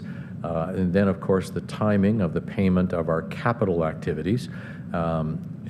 So one can appreciate with the $30 million capital program, there are points in the year when those progress payments become due, and that outflow of funds, very difficult to predict that timing, if you will, because of the multitude of capital projects and the agreements that are in place for progress payments on all of those accounts. But I would say, without really looking at the accounts, it's low points are just before the levy payments are received, and the levy payments, again, are on the quarterly basis. Okay. Member from Edmonton Bromley. Thank you. I'm wondering if Mr. Foss could venture just a dollar figure. I would have assumed that, much like I sell cattle once a year, and the day before I sell those cattle is about my low point too.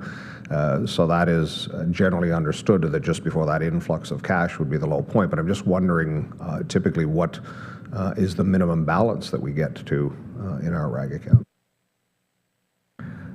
Again, without really looking at our levy on a quarterly basis is $13 million.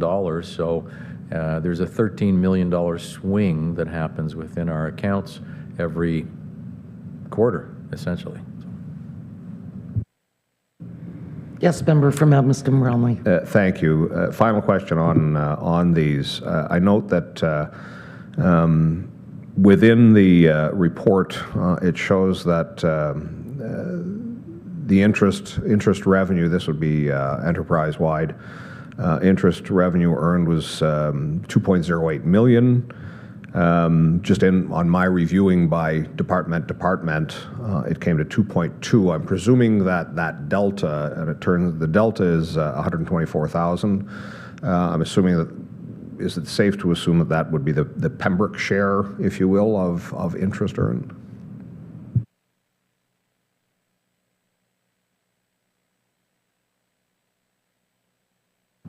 Our investment revenue throughout the general fund and our long-term care homes totals in our end-of-the-year statements 2079,931. Some of that revenue is reflected within the income statements. Some of it is siphoned off to be investment income on some of our reserve balances, and some of that interest income actually as a requirement by the Ministry of Health is reflected within the Paramedic Services Division for any reserve funds that we hold for paramedic services. So it has to be, it's restricted and pulled out of our totals, and it's transferred over to the Paramedic Services Division. But these are our reconciled balances for interest for those programs for 2022. Thank you. So certainly the paramedics would fall into that. What I was going, I just opened a spreadsheet, so just drawing from the audited financials, it was just under 1.7 million from general, 97,000 for paramedics, 103.4 for Miramichi, 182.4 for the Manor, and 121.6 for RCHC. Just in totaling those, it came to 2.2 million. 2.204, and that's what I was just wondering. So certainly the 97,000 that would have been earned on interest earned for the paramedics would certainly be restricted, but there must be other funds that are restricted. I'm assuming the lodge and the Manor maybe as well. Perhaps Mr. Foss could look into that if he doesn't have the answer on hand. Just a comment on the councillor had mentioned RCHC. So we're not reflecting RCHC. It's a separate investment report.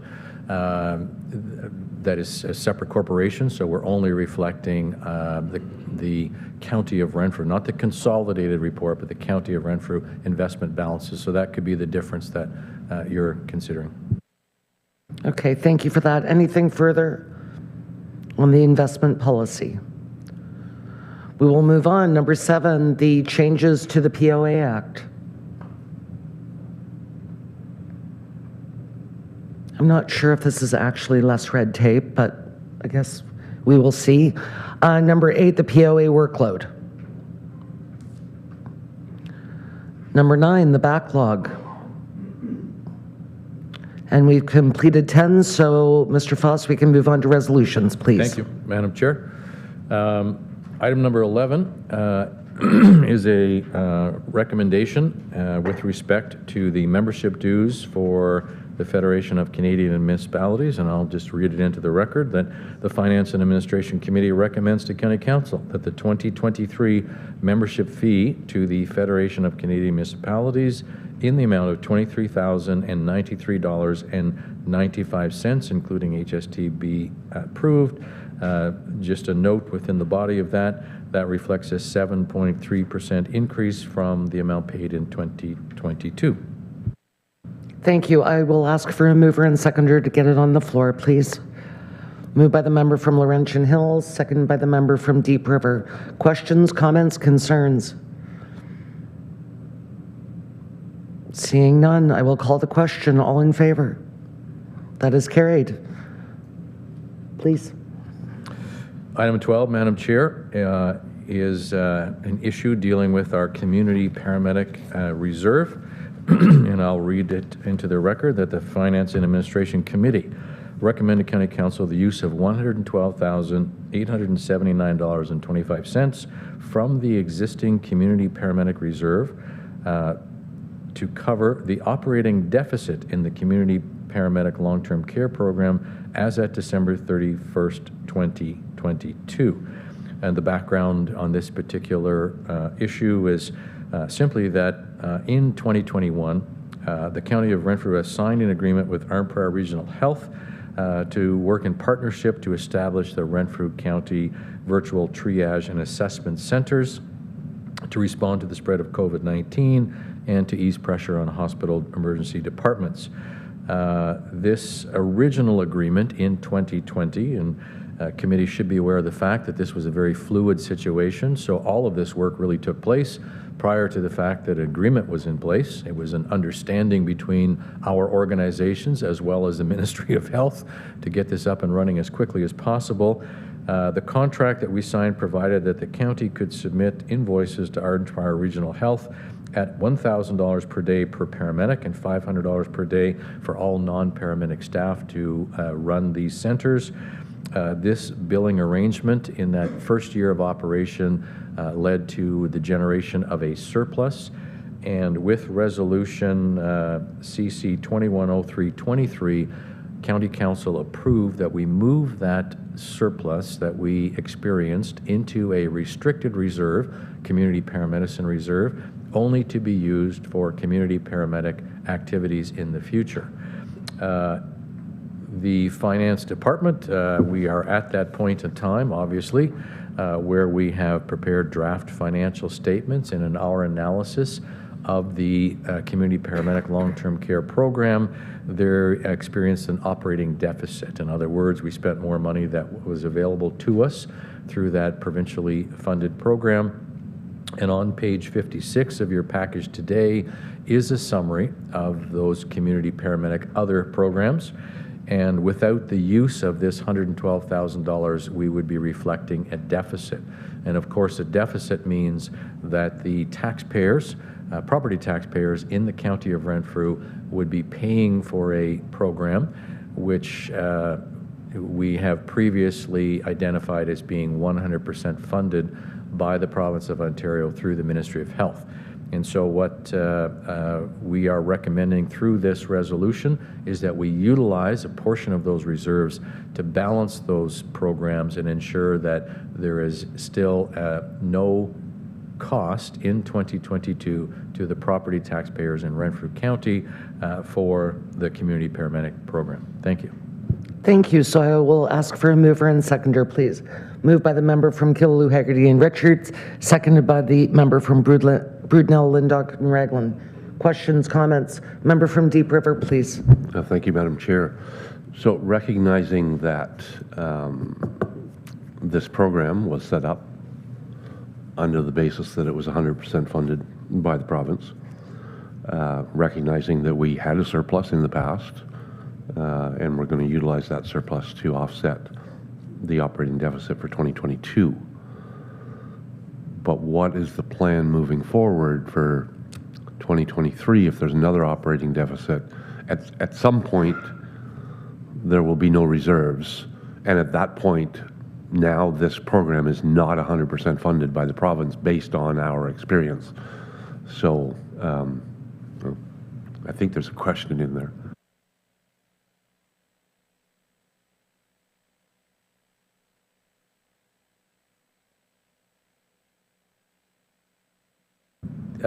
Through you, Chair. So recently at Health Committee, there was some correspondence that we received from the Ministry of Health confirming an announcement that our Member of Parliament, Provincial Parliament made, Mr. Yakubuski, with respect to the Virtual Triage and Assessment Center program. We have confirmation of funding for the 23-24 year, so April 1, 23 to March 31 of 24. But at least in writing, to my knowledge, that is the only confirmation that we have to extend the VTAC program. But that wouldn't be dissimilar to all of our programs where we receive annual funding letters for our base 911 program. It's a one-year funding commitment that they are making for us to run the program. With respect to the Community Paramedic Long-Term Care Program, it's a little bit different. We had a 3-year agreement in place. And that 3-year agreement, I believe, expires at the end of this year for the Community Paramedic Program. Maybe it's March of 2024 as well. So for the long-term care program to continue, we would be looking for a extension or a commitment from the Ministry of Health for that program as well. So I think the intention of these programs are to operate them as long as we have commitment from the province to fully fund the programs. So the reserve dollars that we are asking committee and council to use this year is a bit of a buffer that can help sort of the peaks and valleys, and in this case we overexpended in our activities in the long-term care program in 2022. So we still have a balance available to us, but I believe that this committee and all of County Council will have to give some very serious consideration to the continuance of this program, these programs, if the province was not a willing partner. That would certainly put tremendous pressure on our property tax levy to make a switch and fund that directly ourselves. Thanks. Thank you. Member from Killaloe, Hegarty, and Richards, please. Oh, you were asking the same question. All right, member from Edmundston Bromley. Thank you, Madam Chair. On one of the points raised by the councillor from Deep River, it is still funded 100%. The reserve that Mr. Foss was discussing at the opening of 2022 was just under $739,000. So even utilizing 112,000 of that still leaves a balance. You'll find that on page 61 of today's report, actually. There is still 626,000 remaining in that community paramedicine reserve. So it is still 100% dollars. They were all 100% provincial dollars that went into the reserve. So even utilizing those are coming out. In fact, though, it's worth noting that the deficit within the long-term care component of CP, you will note that there is a segmentation even within the other, was more on the order of 306,000, 112 of that which was offset drawing from reserves. There was also a reallocation, I believe, of a surplus that was realized in the general community paramedicine. I think that's about the first 3 columns within paramedic other. And you'll note that that was where the balance of the funds to balance out the total other. You will note across the board on the paramedics report, paramedic other has a zero balance. So I think something on the order of $236,000 was realized as a surplus on the general community paramedicine. The balance of the deficit within the long-term care CP was offset by the draw, but there is still a substantial in excess of $600,000 remaining in that reserve. You had the exact amount yesterday? The $8.85? $4. Oh, $4. I apologize. Anything further on the paramedic reserve? Seeing none, all in favor? And that is carried. And now we will move on to bylaws. Please, Mr. Foss. Thank you, Chair. On page 11, item number 13, our bylaws, the first item is 2023 tax policy. There are 3 recommendations, Madam Chair, that I can read into the record. That the Finance and Administration Committee recommends to County Council that a bylaw setting the starting 2023 tax ratios for county purposes and lower tier purposes for the year 2023 be adopted at the next session of County Council. Should I do separately or together? I was going to ask Mr. Kelly, do I need a mover and seconder for each one? Yes. Then let's do them separately. Sorry. So the first recommendation that Mr. Foss just read, I'll ask for a mover and seconder, please. Moved by the member from North Elgin-Wilberforce, seconded by the member from Brudenell, Lundock, and Raglan. Comments, questions, concerns on that recommendation? Member from Edmundston Bromley, please. I am uncertain if this is the appropriate location, Madam Chair. Certainly within the body of the information. I'm just scrolling to try and find it right here, right now. It's at the bottom of page 14 of everybody's packages. It is with respect to optional small-scale on-farm business subclass. And what I'm asking there is a ratepayer in my community that has done some research and contacted me. They were in touch also with MPAC. And this, I do not believe this is so much on a property that is in situ now, but is proposed or being considered for being developed. What it does, so it's been amended also. This farmer that had approached me had said the first $50,000 is taxed at the industrial rate less 75%. So it differs from the farm assessment in that it reduces the industrial rate. It's not a reduced residential rate. But in any event, it has been changed now. It's been amended, I think, through the Ontario regulation. It is now the first $100,000 that is taxed at that much lower level. So in today's report, it does identify, I think, if memory serves, there were 5, 8 perhaps properties that would be eligible within this class. And the total, I think, assessment at this point, not inclusive of anything that would be proposed, was, I think, a total of $162,000, which is relatively small. I'm assuming that there are 5. It's probably all of them would be eligible for that reduced amount. In any event, just as an example, if I took both the county tax rate from 2022 and the Admaston-Brumley tax rate from 2022, there was a not insubstantial savings on that $100,000. It was on the order of $4,000 difference in taxation. It took it from something in excess of $5,000 down to $1,000 or $1,014, something on that order. Now, certainly I recognize in that discussion in the tax policy working group here, it does identify a limited number of property owners. And if that has been kind of the standing criteria by which, the yardstick by which we measure these,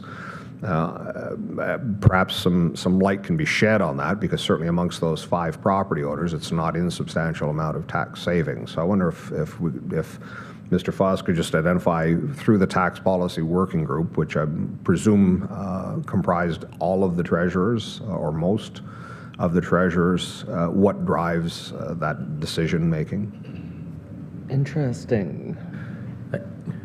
Through you, Madam Chair, I wonder, it's difficult with a concept or a program such as tax policy to read the recommendations first and look for movers and seconders without understanding the body of what we're going to go through. So I wonder if, just for the purpose of this item, if committee would allow us to go through the details of the report and then circle back through to the recommendations. Maybe that's an approach. Yeah, that was my bad.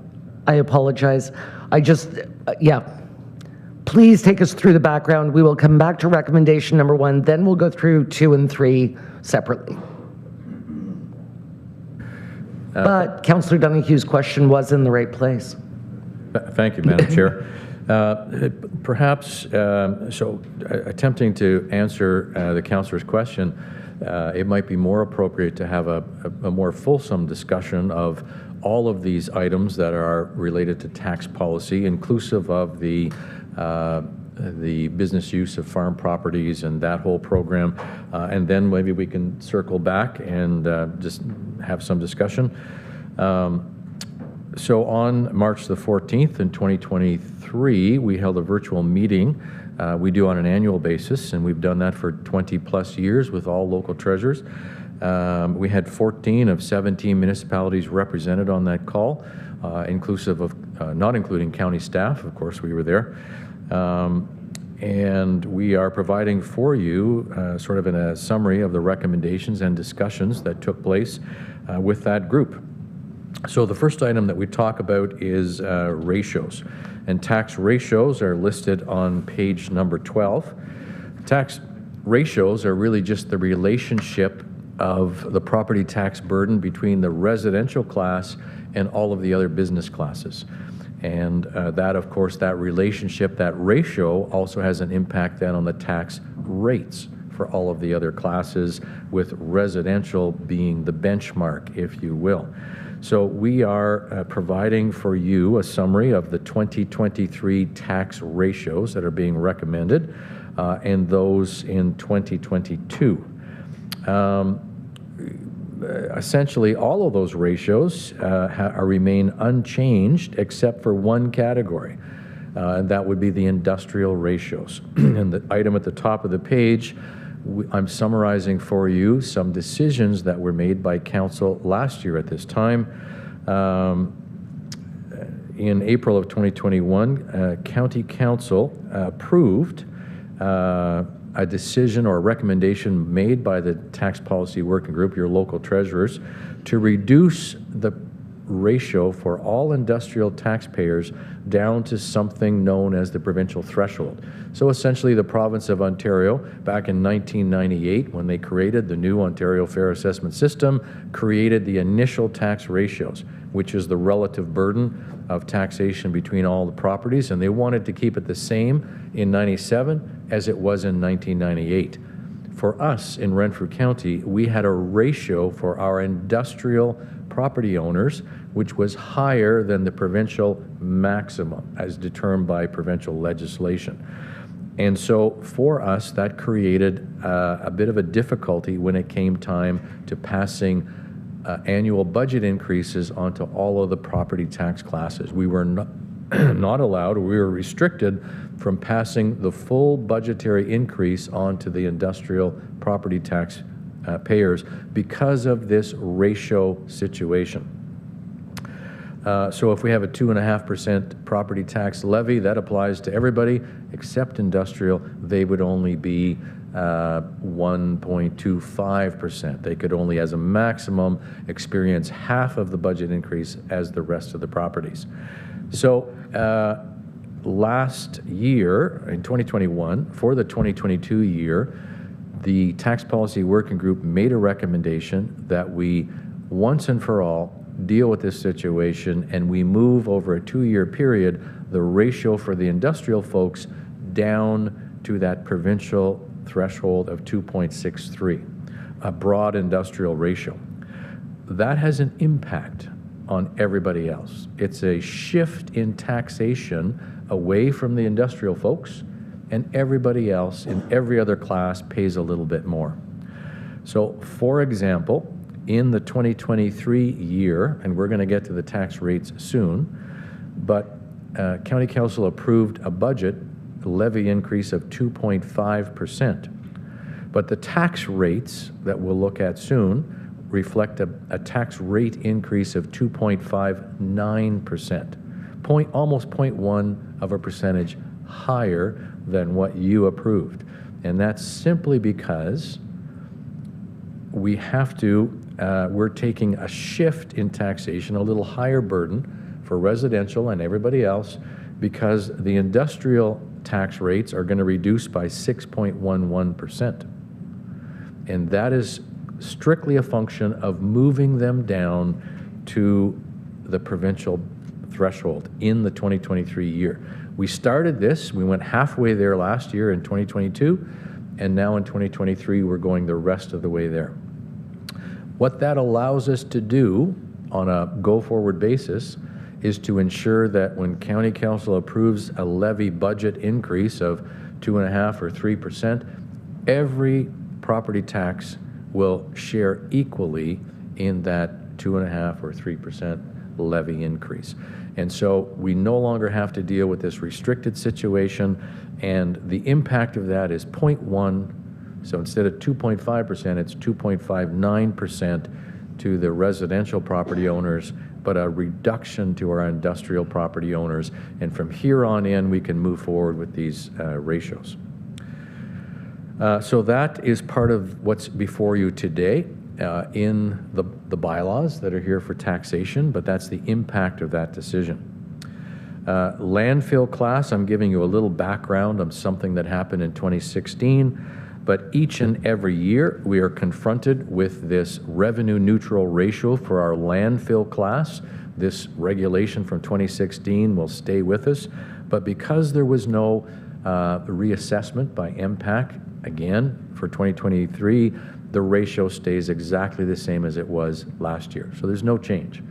But when we get a reassessment change, we are going to have to deal with this revenue neutral ratio for this landfill class, different than every other class, no impact in 2023, but want to make sure that it stays in the report, because if 2024 is a reassessment year, it's going to be before us again.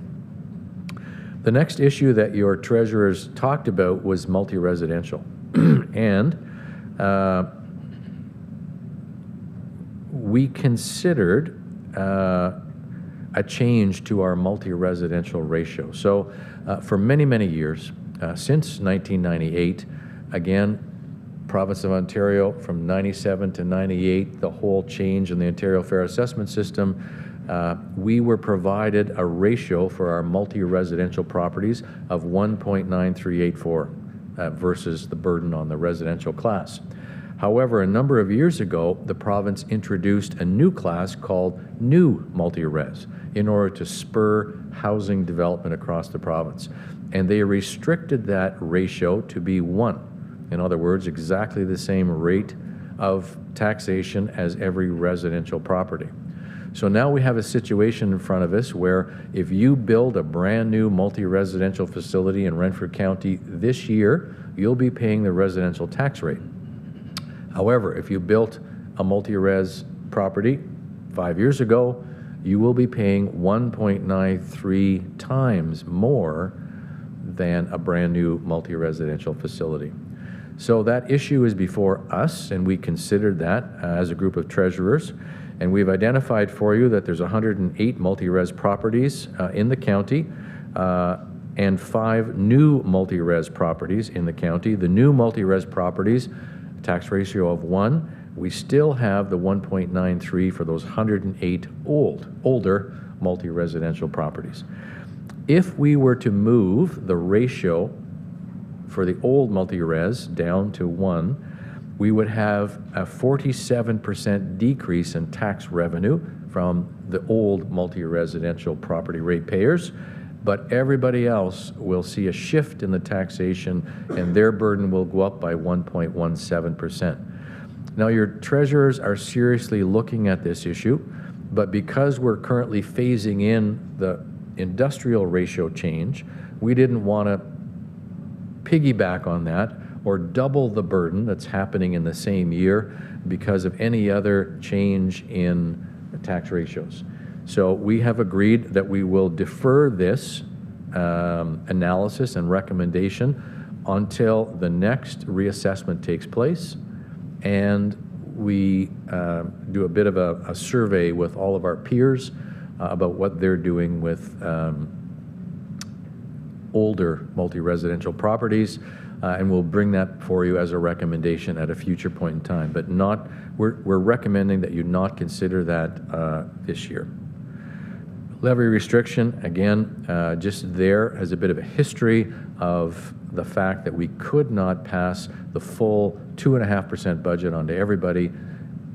Historically, the industrial ratepayers were always protected. The next item that we have to consider, because it's part of the tax policy options available to us, is something called a notional rate adjustment. When we talk to your treasurers about this, we give them a whole bunch of calculations and slides, but essentially, as to our knowledge, there's only one municipality in Ontario using this. That's the City of Ottawa, and it has to do with a commitment that their political leadership had made about not raising the tax rate any more than 2%.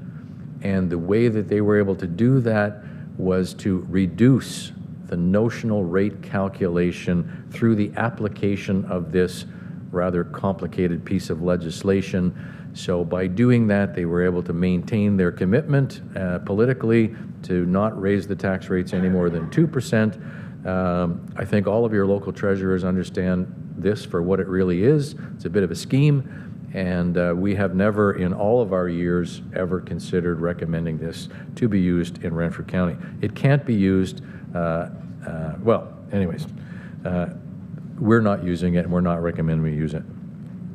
Discount rates historically in the County of Renfrew were available for vacant units and vacant lands at a rate of 30% for commercial and 35% for industrial. And again, we're just providing a bit of a history, especially for the new members of this committee and County Council, that in December of 2018, a number of regulations were filed that impacted the County of Renfrew as we elected to remove these programs, discount rates here in Renfrew County, and they remain removed from the 2019 taxation year and going forward.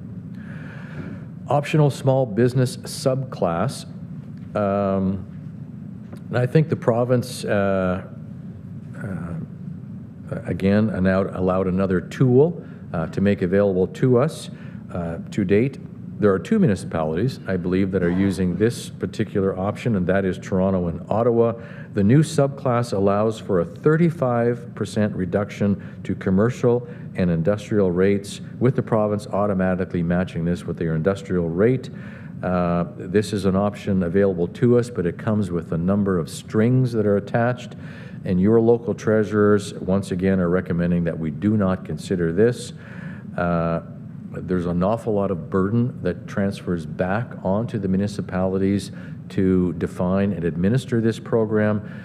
And at the end of the day, all it is another shift in taxation. It doesn't, I mean, if we're going to give any property owners a break, somebody else has to pay for that. There's a shift away from those properties and onto all of the other properties that are not getting some sort of a break in a small business subclass. And again, we are recommending primarily for that reason, because it's simply a shift in taxation, that we not consider this optional small business subclass. It's also the reason that of the 444 municipalities, only 2 are making use of this particular tool. We now get to the item that the councillor from Abbotston Bromley raised, which is the optional small scale on-farm business subclass. If adopted, this provides a 75% reduction off the commercial or industrial rate. Historically, for the first $50,000 of assessment. In 2022, that increased to the first $100,000 of assessment. 5 properties in Renfrew County would qualify for this, and the combined CVA on all those properties is $192,000. And your treasurers are not recommending that we consider this as an option. Again, even on a small scale, any reduction to these properties means that it's a shift in the tax burden to other properties in Renfrew County, and given that it applies to a very small, limited number of properties, it's not being recommended by your treasurers. 2 other items just to go through before we circle back to the recommendations. We have, since I think it was 2002, had the ability to have a policy in place for low-income seniors and the disabled to be able to defer any assessment-related tax increase for these individuals. They have to apply for this process, but certainly that's assessment-related increases. We're not in a reassessment period. We haven't had one since 2016. The next one will be a big one, so this may be an issue that comes back before these chambers. I'm leaving it in the report so that we all know that it's coming. It's going to be an issue for us again. But the policy is just to defer assessment-related tax increases, and what happens is there's a lien placed upon the property, and so that when that property changes hands, the next owner, if they don't qualify for this discount, those amounts of those tax dollars that are owing need to be settled at the time that ownership is transferred. The last item is tax relief on eligible property occupied by eligible charities, and we have had a program in place for over 20 years that provides for a 40% reduction on those eligible commercial and industrial properties owned by eligible charities. And finally, more as an operational issue, but not really as a tax policy decision, but we have agreed as a group of treasurers that we would all establish tax rates at our local municipalities by a deadline of June the 15th. And we set a deadline like that to ensure that all of your local treasurers can enter their tax rate information into the online property tax analysis system, and all of your local treasurers are using that system then to transfer data on tax billing for your tax billing software, so that we can use that system in order to produce tax bills, final tax bills for your municipality. So we can't move ahead even if we have one municipality that's not met the deadline, so it's an important date for all of us as treasurers. So with that, Madam Chair, maybe I'd just open it for more discussion before we go through those recommendations. Thank you. So we'll stick with recommendation number 1. Are there any questions, comments, concerns? Did that answer your question? Okay. Member from Abbotston Bromley. Thank you, Madam Chair. I'm trying to find the entry point into this. So certainly I broached my comment or made known my comments with respect to that industrial for optional small-scale on-farm business subclass. But throughout Mr. Foss's discussion, and I certainly don't disagree with the terminology that any changes made to tax policy rates, ratios, necessarily shifts the burden. But there are, and if I might, Madam Chair, I think that this might illustrate it. I'm going to draw everybody's attention back to the multi-residential ratios and the discussion about the new multi-res versus the old multi-res.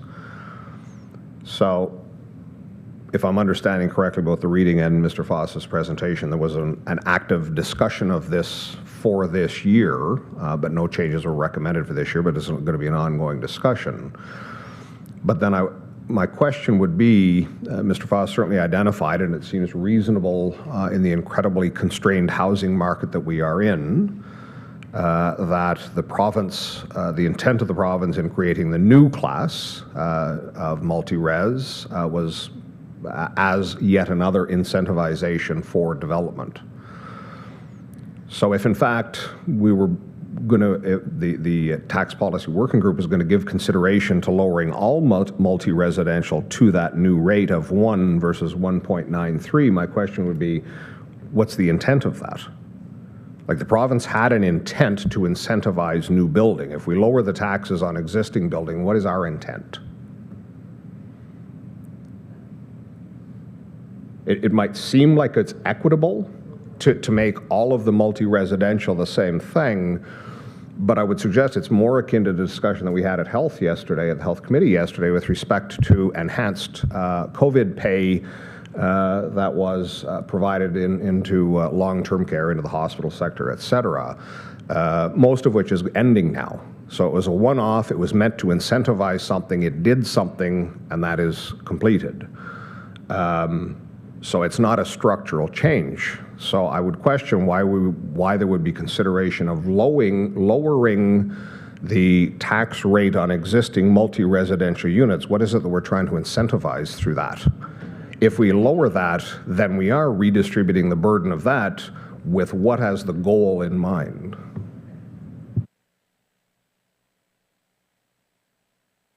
Thank you, Chair. The discussion with your local treasurers, and again, this meeting, there was 14 of them present, is really an issue of equity. And so, the discussion was essentially, we have 2 apartment buildings side by side, one built last year with a residential tax rate, and one built 5 years ago with 193% increase in taxes for the older building that is right next door. So a fairness and equity issue for the property owners, the ability of the brand new property to potentially offer rents at a lower rate because their tax burden is lower versus the property next door who may have to keep those rents a little bit higher because they're paying a higher level of taxation. Not a linear argument, but I mean, essentially that was the discussion with the treasurers. It was equity and fairness. And so they're grappling with that. Many of them have heard from ratepayers who own properties, multi-res properties, and raising that same issue is, how is this fair that I've been around in your municipality for many years, contributing to your programs and services through taxation, and the new kid on the block comes in and he gets a discount, and it just doesn't seem fair. That was the extent of our discussion. Supplementary, member from Amherst Bromley. I'm certainly cognizant that is what I had supposed, an equitableness, but that's not why the province created this. The province would, I'm assuming, not have ventured into the multi-res, into the classifications, property tax classifications, were it not with an intent to do something. At some point, the province has also said, thou shalt tax farms and managed forests at 0.25, at 25% of residential. That's the maximum. When the last assessments happened in 2016, as a farmer, I had substantial increases. On average, I think it's about a 2/3 or a 66% increase on properties.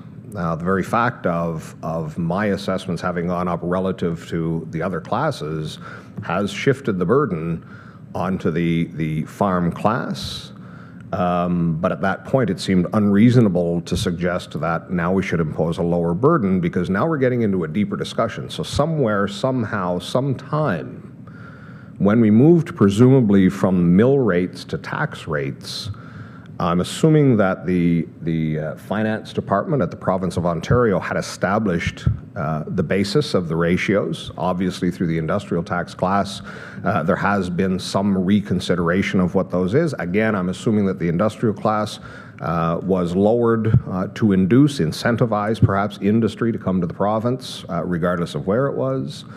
So there are alternate explanations for why the ratios are such, and I'm loath to begin to discuss adjusting the ratios of our own without an understanding of what we are trying to incentivize, because clearly the province is incentivizing new construction of new homes in having this class of tax. So ultimately, that is with respect to the multi-res, but I'm only using that once again on the discussion I had earlier indicated, and it's not a large amount of money. If I've reversed it even to what this property owner in my community is considering building that would fall into this new class, it probably would save something on the order of $2,500 to $3,000 in property taxes in aggregating both the county and the lower tier tax rates. So it's not enormous, but if the province has put that there, I'm assuming that it was with an intent to recognize the value that is brought in other means, and I would be very careful. There is something, I think, some justification to be said that if there's only one or two of these, mind you, I suppose on the pipeline ratio, I don't know how many pipelines we have, I think one. There might be two pipelines, but I think there's one company. So I'm just questioning, without knowing what the basis was of where these ratios were first established, it is inordinately difficult to say what are the reasonable ratios.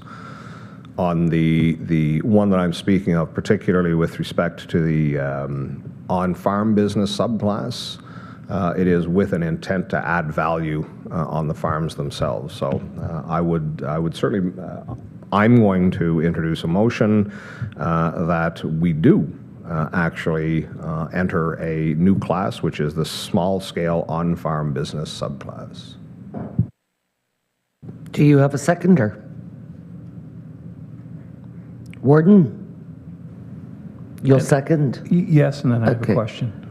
Okay. So if I might, does that mean that we have to have this developed prior to the rates being finalized? So will that delay it from county council? Yes. And is that a significant issue for us?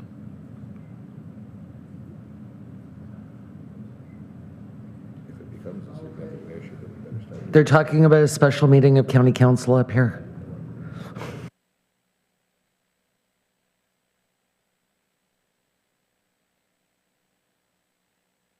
Please stand by.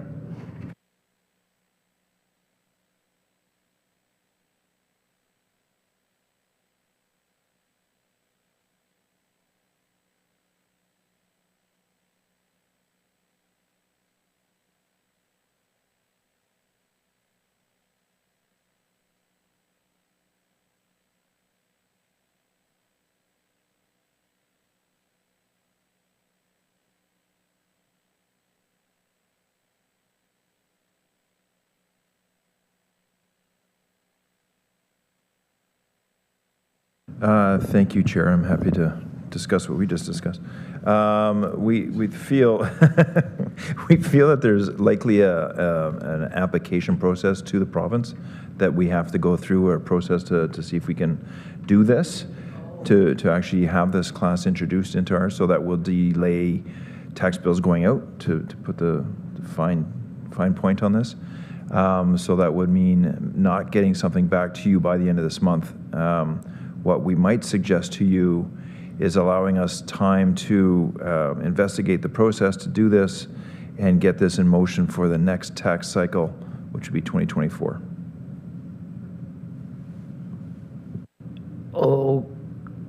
Okay, member from Amherst and Bromley. Thank you, Madam Chair. I am uncertain, certainly, as to what the process is, and I'll defer to Mr. Foss and Mr. Kelly on what that may be as to how to institute a new class or to absorb a provided new class into our own tax policy. What I would suggest, and I understand that the tax policy working group has gone through this, but if this is something that is subject to council approval and now we have to go through this, then perhaps we need to give consideration to doing this sooner to provide, whether it's this or any other tax policy. And I do not know actually if my motion will succeed, whether here at this committee or at council. It may not.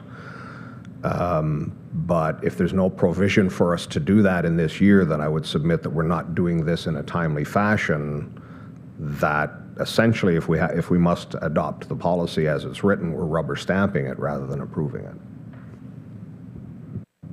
Okay, well, we do have a motion on the floor. Does anybody want to speak to the motion? Seeing none, I will call for the vote. All in favor? Opposed? That does not carry. All right. So is there anything else on recommendation number 1? Member from Deep River, please. So I just want to clarify, we're talking about the industrial class? Is that item number 1? Okay, because that's not where we were. So industrial, so this is industrial multi-res. Sorry.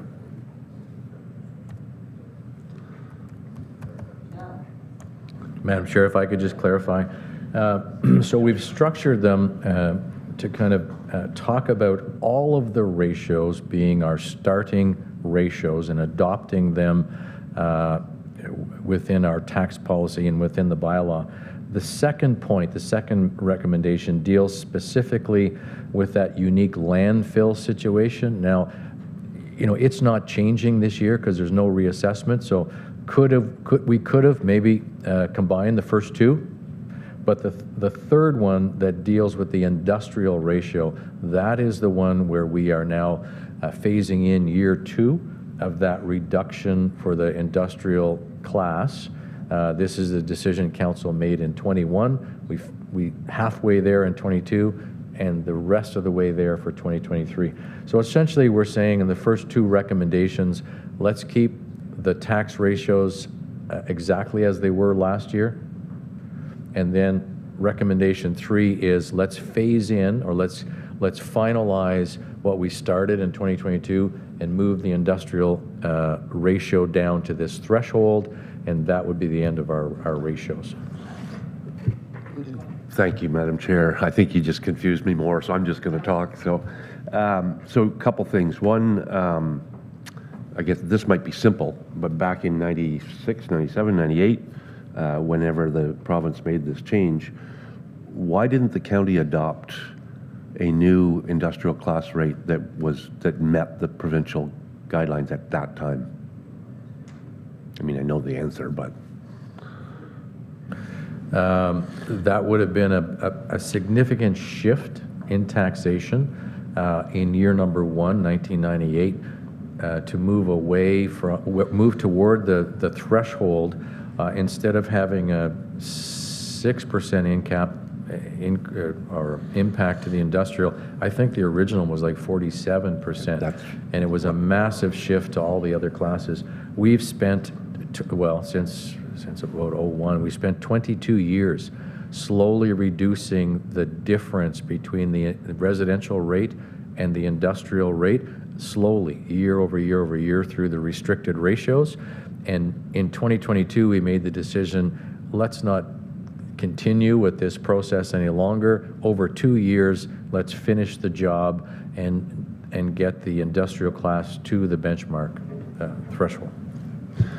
Thank you for that. So I wanted to understand the impact and the implications of what that was over time and what it would have been back then. Staying on the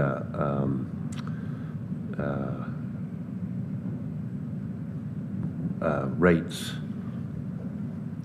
I'm losing a word here, but anyway, so multi-residential rates. And the member from Edmundston Bromley is correct. I mean, the new multi-residential rate was brought in to incentivize new housing starts. And acknowledging that all of the burdens that go along with that, and certainly today construction costs and so on and so on and so on. I believe the rents, and most of these properties would be rental properties, the multi-res. There might be some exceptions to that, but one is that this small amount of difference between the old multi-residential rate and the new multi-residential rate is not enough to lower rents. It's not significant based on property values and construction costs and, when was the old building built? And having said that, acknowledging that most of these are rentals, I would hazard to guess that if we were to lower the old multi-residential rate, that tax bill that the property owner receives is built into the rates, the rental rates. I suspect those rental rates are not going down. So this is not helping the average person. So I wouldn't be in favor of the consideration of moving the old rate in line with the new rate. And that's all I got right now. Okay, thank you for that. And I do agree with you. I don't believe that it would be a negligible amount, and I don't believe that landlords will be lowering rental rates. But anything further? Member from Deep River, you got something else? My brain came back.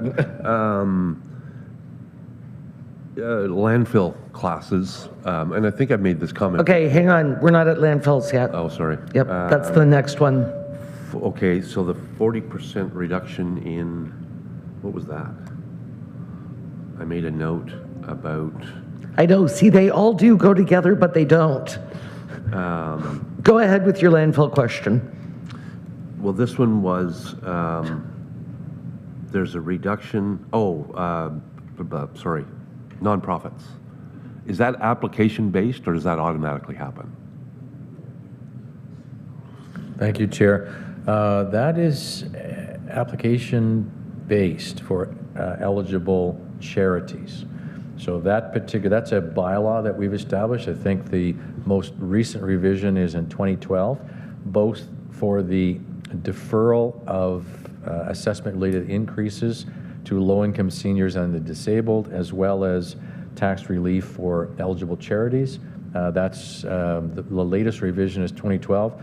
All we're doing in this policy is we're confirming status quo and not changing that, but that is application-based. All right, anything further on the first recommendation? I have a mover and seconder. I'm going to call for the vote. All in favor? Opposed? Noted. Okay.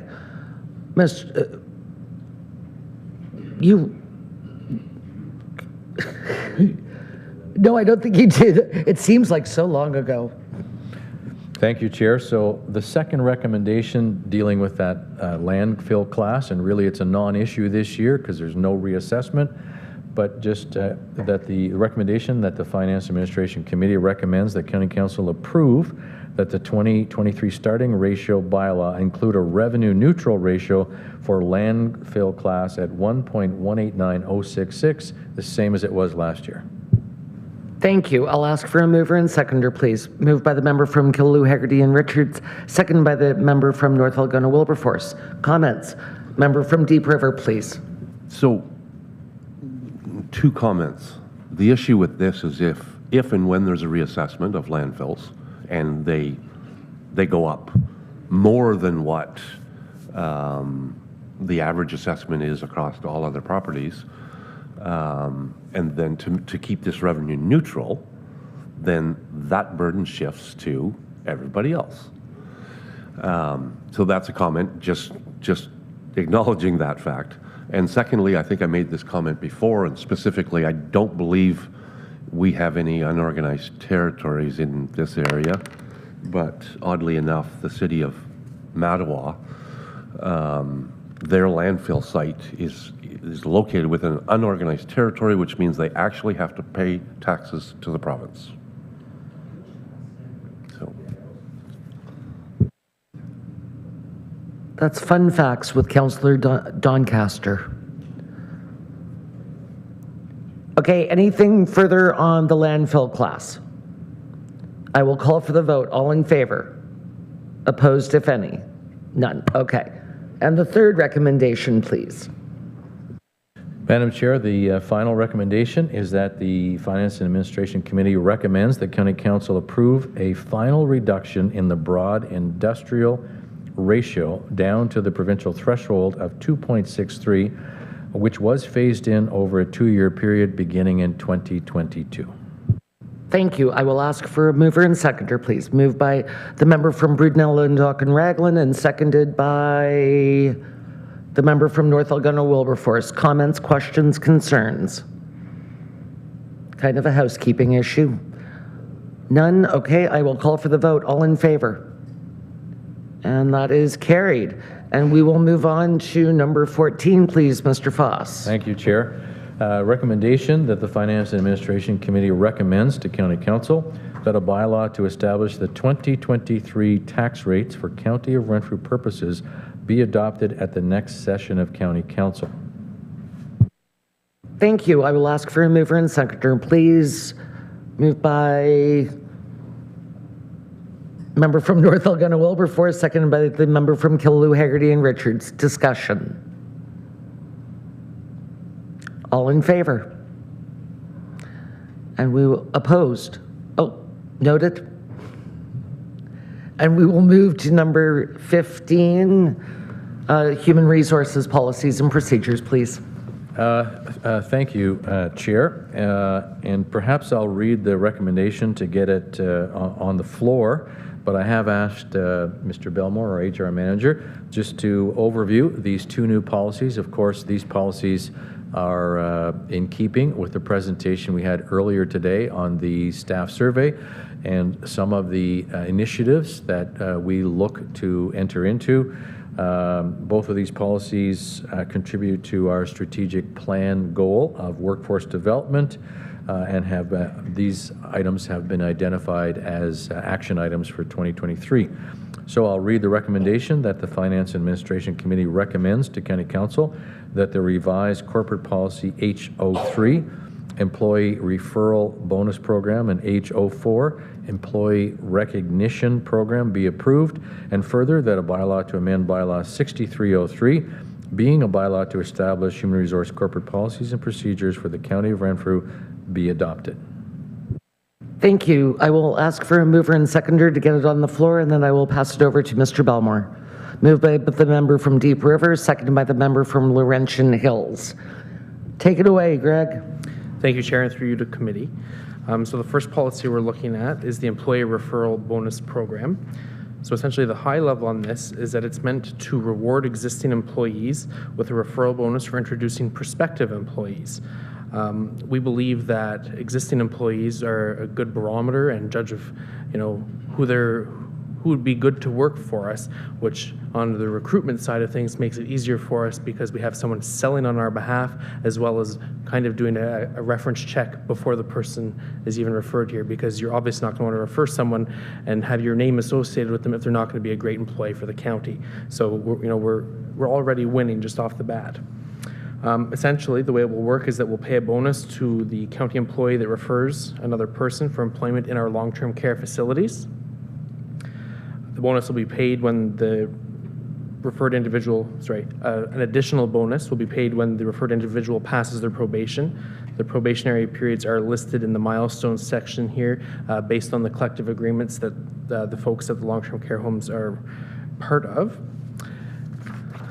And the conditions to actually receive the payment are outlined at the end, that again, you need to be an active employee when the bonus is paid. There is no cap on how many people you can refer. We're interested in a lot of employees right now, so bring on the referrals. They'll be paid within 30 days of the referral meeting their qualifications. If two people are referring the same person, it's going to come on first come, first serve. Yeah. Refers are still eligible for the bonus even if the candidate is hired at a later time. So for instance, not that we're really in a position to be building candidate pools in long-term care right now. We're interested in taking everyone, but should we get to the point where we are able to succeed in building candidate pools, if you refer someone to the pool that is at a future date brought into employment, you'll be eligible for the referral bonus at that time. That's sort of, in a nutshell, the employee referral bonus program. If anyone has any questions, I'm happy to answer at this time. Stop there. Does anybody have any question on the referral? Must have done a great job. Let's move on to recognition. Thank you again, Chair, and through you to committee. So the recognition program, again, coming out of the engagement survey of the employees, essentially anyone, staff, managers, directors, members of council, patients, residents, and their families will be able to recognize a county employee or a group of employees for demonstrating behaviors that go beyond our expectations related to our core values. Our core values that will be, the award categories are honesty and integrity, professionalism, client services orientation, focus on the results, and teamwork. And again, the awards are based at $50 or of an equivalent prize value. So that could be a gift card or a pizza lunch if it's a whole department or something, or a floor that's nominated. The nomination committee will be appointed by the CAO. And we will meet quarterly, whoever this said committee is, to review the applications. There is a sample application form attached as an appendix to the policy. They will be available on the county website, staff intranet, or by contacting Human Resources, so that anyone in the community is able to make the submission. You can make your submission anytime during the year. We will hold them until the end of the quarter to make for the committee to review. The CAO will announce each quarter the winners, and essentially you have to have your submission in before the last day of the quarter for it to be counted in that quarter. Then there's also we will recognize even the folks that aren't going to win the award, but there'll still be recognition for people that did go above and beyond and were nominated, so that everyone that goes above and beyond will get some form of recognition, maybe not the prize, but everyone will still be recognized. I like a good honorable mention. All right, any questions? The member from North Algona Wilberforce, please. Are county councillors considered employees?